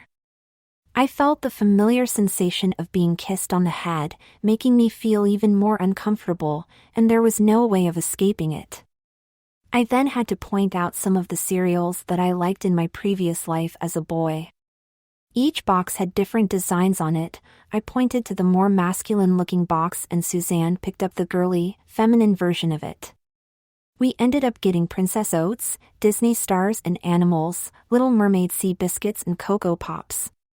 Even after I'd selected the cereals that I wanted, Suzanne didn't let me get down from the cart. She seemed to enjoy having me under her thumb like this, or to be more exact, under her breasts. She continued to push the cart along the aisle, casually glancing at the other brands that we didn't see. I looked down the aisle and saw a shapely woman pushing her cart towards us. She looked about the same age as Suzanne and had long curly brown hair. We had passed many different people during our time in the supermarket. Some had smiled at us and said hello before walking away, but this woman was even friendlier. I tapped Suzanne's hand to get her attention, and she looked straight at the woman. A bright smile engulfed Suzanne's face as she recognized the woman immediately. The shopping cart suddenly started moving towards this mystery woman. Without telling me what to do or explaining who the woman was, Suzanne began a cheery conversation with what was to be the first of her many work friends that I would be meeting. "Hi, Pam." Suzanne spoke first just as our shopping carts lined up side by side. "Hey, Susie." Pam seemed quite excited as she gave me a quick look over. "And who is this little cutie?" "This is Lauren, one of my daughters." I felt Suzanne stroke the top of my head, as if she was proud to call me her daughter. I had no trouble giving Pam a shy and uncomfortable smile, as my discomfort levels were already over the limit. She continued to look at me as if she was waiting for me to speak, so I quietly said hello and waved, which was fast becoming my default way of greeting people. "Oh, it's great to finally meet you, dear. Your mom talks about you and your sisters quite often." "You must be the youngest of the three?" Pam asked as she examined me closely. "Three? Why would Suzanne say she has 3 daughters when she only has 2? No, little Lauren is the middle child, even though she doesn't look it. She's..." Suzanne was about to say I was 11, I knew it, and so I cut her off quickly and blurted out 12 in an attempt to restore some normality to my situation. It was only Suzanne that thought I was 11, so I would only have to convince her that I was really 12. I knew it was only a 1-year difference, but I wanted at least one thing in Lauren's life to be real. Suzanne made no obvious reaction to my sudden age growth. Instead, she continued the conversation as if it was no surprise at all. "She's 2 years younger than my eldest Kirsty, and 4 years older than my youngest Haley." Suzanne was making habit of speaking proudly whenever I was the topic of conversation, and every time she spoke of Lauren like that, it was like another nail in my old life's coffin. Without realizing it, I was slowly becoming a real member of the Allingham family.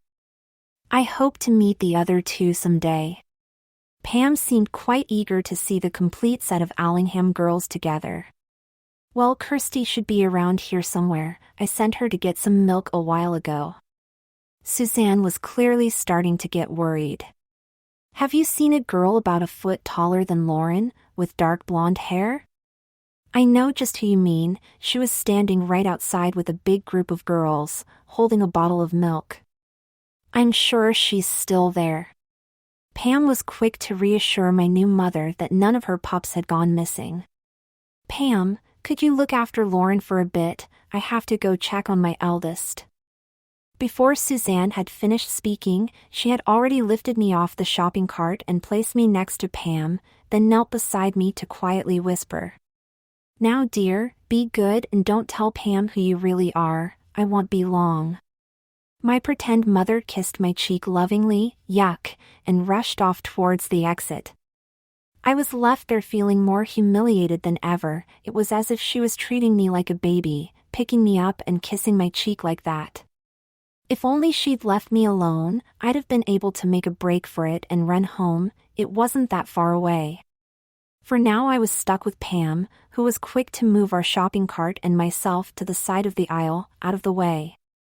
At that point I didn't know what to do. It was the best chance of escaping that I'd had in a while. I could just run away, since my fear of being outside dressed like a girl had quickly faded. The fact that nobody seemed to recognize me was both humiliating and helpful. I knew I had to get home sooner rather than later, since my parents could have disappeared by now, but what if I ran home and there was nobody there? I would then have to convince Suzanne that I ran home for no particular reason, and there was no way she was going to believe that. I would eventually crack under the pressure and say who I really was. But if I outed myself at that moment, where would I be? Suzanne would probably throw me out of the house and I'd be nothing more than an orphan, since my parents had now disappeared without sparing a thought for their son. There were so many possible outcomes, so I ended up just standing beside this stranger, remaining silent whilst thinking things out over and over again. I looked up at Pam, who was effectively my babysitter for the next few minutes, to see that she was peering around the aisle nervously, never focusing on one thing. I could tell the awkward silence was torturing her. "So how do you know my mom?" I asked politely. I guess I had to play along with Suzanne's story as well as my own. "Oh, well, we worked together in London, hasn't she said?" Pam looked quite relieved to now be talking. "Mum doesn't really talk about work that much." I was right. Throughout my first few hours as Lauren, my pretend mother had at no point talked about her work. "Well, we work together for a daily newspaper. Your mom is quite the reporter." Pam slowly sat down on the edge of an empty shelf, probably sensing how tall she was compared to me. All I could think of saying was an unimpressive "has," since I knew not saying a word would just make this conversation even more awkward. "You know, honey, we do have a special day coming up, where everybody brings their children to work. You should ask your mom if you can come in with her." Pam spoke excitedly, as if this was her one chance to see the three Allingham daughters together in person. "Can Kirsty come?" I had to ask. I would definitely need her with me for that. "Of course she can, and Haley too. Everyone at the office has been so looking forward to meeting Susie's girls." What exactly has Suzanne been telling people in her office? She can't have mentioned any names. I mean, Lauren didn't even exist until last night. I guess it could be fun. I had never been to London before, let alone a busy office, so it could really be fun for me at least. "Oh, it will be, dear. It'll be like a birthday party, honestly." Pam grinned at me. It sounded like her office was actually a nightclub. She was hyping it up so much. I didn't really put much thought into going to Suzanne's workplace, since I was still hoping to escape Lauren's life when we got back home. But I knew that the longer we stayed here, the more likely it was that my parents had already left. I did manage to see inside one of those big red trucks, and it was quite close to being full, so I knew we didn't have much time to get back. And standing here talking to Pam was not getting me back home any quicker, since the woman was quite fond of conversation. She described me as a little fashionista, and was particularly impressed by the fur jacket I was wearing. I had got quite a lot of looks from people because of this jacket, with most commenting on how cute I looked. I had a feeling that Suzanne had picked this jacket just so people would compliment her on raising such a cute daughter. I had to explain to Pam that the jacket actually belonged to my sister Haley, since I would never own something as girly as that jacket, even if I were a girl. But what really irked me was when Pam said, "You seem like the kind of girl who has a bunch of these jackets at home." Did I really come across as girly as that? I mean, I knew I was already pretty good at pretending to be a girl, but for most of this trip I was just moping around waiting for it to end. Apparently, I acted like a girl without even trying. Suzanne eventually returned to us, with Kirsty right behind her holding that one bottle of milk that had caused us so much trouble. We said our goodbyes to Pam and continued doing our shopping, until Suzanne decided she could do the rest by herself and allowed Kirsty and I to meet her at the checkout later. Kirsty kept looking me up and down while smirking evilly. I honestly thought that she was in league with her mother and trying to humiliate me. We went and sat down in the small supermarket cafe as we waited for our mother. "I love your outfit, Lauren. Pick it out yourself?" Kirsty was grinning from ear to ear, enjoying every moment of it. "No, our mother picked it out for me," I replied. I hoped referring to her mother, as my own mother would scare her, just for some sort of revenge. "What did you mean, our mother?" Kirsty's face twisted with confusion. "Now I have to pretend to be your sister, as well as pretend to be a girl," I said. I hated it even more when the words came from my own mouth. Kirsty started giggling as soon as I said sister and found it quite hard to stop after that. I guess she didn't know about the rather serious business of my parents moving away. "Stop giggling. This isn't funny at all. I could be stuck like this forever," I shouted at her, but in a whisper so as not to draw any attention. "I mean, that isn't really something you'd normally hear in a cafe." Don't worry, Lauren. As soon as we get home you'll have a chance to escape and go back to being a boy. Why don't you just enjoy being my sister for a bit longer, okay? Kirsty was still having trouble containing her giggles. She had to cover her mouth every now and then just in case one suddenly popped out. You don't get it, do you? My parents are moving away. Didn't you see the 3 red trucks outside my house? I kept a close eye on Kirsty's face, and soon after I spoke I saw a wave of seriousness spread across her features. I noticed that her nails looked freshly polished as she rested her hands on the table in front of me. Was that what she'd doing this morning aside from buying milk? I didn't know. They must have arrived just after I left. Kirsty sounded quite sincere. Yeah, you left, so our plan was ruined and I had to spend the whole day with your mother. I hope you had fun getting your nails done and hanging with your friends whilst I had to sit in a bath and have some stranger wash my hair. I wasn't really an angry person at heart, but talking to Kirsty about my day was really pushing me over the edge. This on a day where I had been pushed over many edges. I was about to cross my arms to show my pretend sister how angry I was, but Kirsty quickly grabbed my hand and squeezed it, much like her mother did. I'm so sorry, Ian. I was just about to wake you up when Mum asked me to go pick up some milk. I couldn't just say no to her, I had to go. And then when she phoned me to say you were both coming to the store later, I figured I would just wait here. The plan was really going to work, but Mum seemed determined to get me out of the house. Kirsty continued her apologetic tone enough for me to believe her, but now I was just upset. It really seemed as if Suzanne was trying to keep me as a prisoner. What am I going to do? While I honestly didn't know what to do, every plan we made was quickly and easily brushed aside by the maternal monster that was Suzanne. I'm sure your parents will still be there when we get back, and if they're not then you know you'll always have me. Kirsty squeezed my hand and looked deep into my eyes. This reminded me of those really dramatic moments in the movies just before the 2 characters kiss. Since you're my little sister now. I groaned at her for ruining the moment, but Kirsty grinned playfully at me and I could not help but smirk back.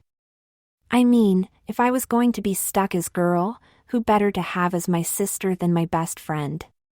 We sat in the cafe for a good 10 minutes at least, waiting for our mother to come through the checkout.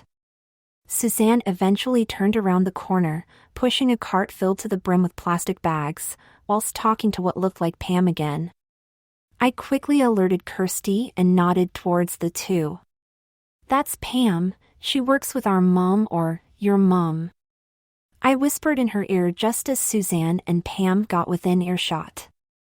Pam waved at both of us with an excited grin on her face, but I couldn't think of what she was excited about. Suzanne stopped outside the cafe to wait for us, whilst Pam continued on and out the exit. Kirsty and I quickly evacuated our seats and the 3 of us quickly exited the supermarket, finally. Pam is coming over for some tea, so I want you both on your best behavior. Suzanne said it quite a strict-sounding voice. Now it seemed like she was treating me as her daughter instead of as a guest, and I could tell she was enjoying it. Wear something nice, Kirsty, and find something for Lauren too. Suzanne was planning some sort of fancy tea party, and it was probably going to be the girliest experience of my life. I just hope I wasn't going to be there when it started. When we got to the car, Kirsty claimed the front passenger seat before I could, so I was pushed to the back seats. Now, Suzanne's car had different colored seatbelts, so I was of course forced to use the pink seatbelt. Suzanne buckled me in herself, making me feeling quite useless. If she knew I was a boy then I would probably be helping her put the shopping into the car, but I was stuck being treated like a delicate little girl for now. Suzanne came through on her promise to buy me some fake nails, the packet of which she threw to Kirsty in the front seat. Kirsty dear, I bought those for your sister, would you mind? Kirsty turned around in her seat, gave me an apologetic look. It looked like she had no choice but to do what her mother asked. I lazily raised my hands up to her and whispered, "Just get it over with because I just wanted to get home." Suzanne definitely wasn't rushing. I was beginning to think that she somehow knew who I really was, since nobody takes this long to pack the shopping into the car. It was like she was in slow motion, just to punish me. If she did know I was a boy, then making me wait long enough for my parents to abandon me was probably the first of my punishments. Each nail that Kirsty applied was smooth, curved and distinctly pink. I should have known that my new mother would have picked out the most feminine fake nails there were, not the black ones, or the ones with skulls on them. "My mom is really enjoying having you as her daughter." Kirsty pointed out the obvious. "Are you jealous?" I grinned at her. "Jealous that Mom has someone else she can dress up like a doll?" "No way." Kirsty snickered and gave me a sarcastic pat on the head. Was I the only one not enjoying this? We eventually drove home after what seemed like an age of waiting for Suzanne, who seemed to be unloading 3 shopping carts instead of 1. I was so nervous as I sat there waiting to get home, but my usual nervous fidgeting was prevented every time I heard my new nails click whenever they touched something, or the sudden pain I felt whenever I clenched my fists. I could tell it was going to take a while to get used to having long nails like these. Other than holding the door handle the whole time, whilst nervously fidgeting as Kirsty and her mother talked about bring your children to work day, the journey home was mostly uneventful. However, when we finally did reach the cul-de-sac, the 3 red trucks had disappeared and the driveway in front of my house was empty. As soon as the car stopped, I pulled on the door handle in the hopes of rushing out to see if anyone was still there, but the door did not budge. I had to wait for Suzanne to unbuckle herself and walk the long way around the car before she opened my door, unbuckled my pink seat belt and lifted me out of the seat. I wanted to argue with her to explain that I could have done all of that myself, but checking my house was my first priority. With Suzanne busy with unloading the shopping, I ran across the street to my real house and rang the doorbell. Kirsty was right behind me. I could tell she was as hopeful as I was that there was somebody home. We waited a minute before I rang the doorbell once again, but there was no answer. Kirsty then pushed past me and shouted through the small letterbox in the door, "Is anybody home?" But again there was no answer. For the next few minutes I rang the doorbell without an answer. When at last we did hear a reply, it was not one of my parents, but my fake mother Suzanne shouting from across the street. "I don't expect to do all this work myself, girls." I gave the doorbell one last push, but Kirsty grabbed a hold of my hand and gently pulled me back in the direction of her house, or rather, our house.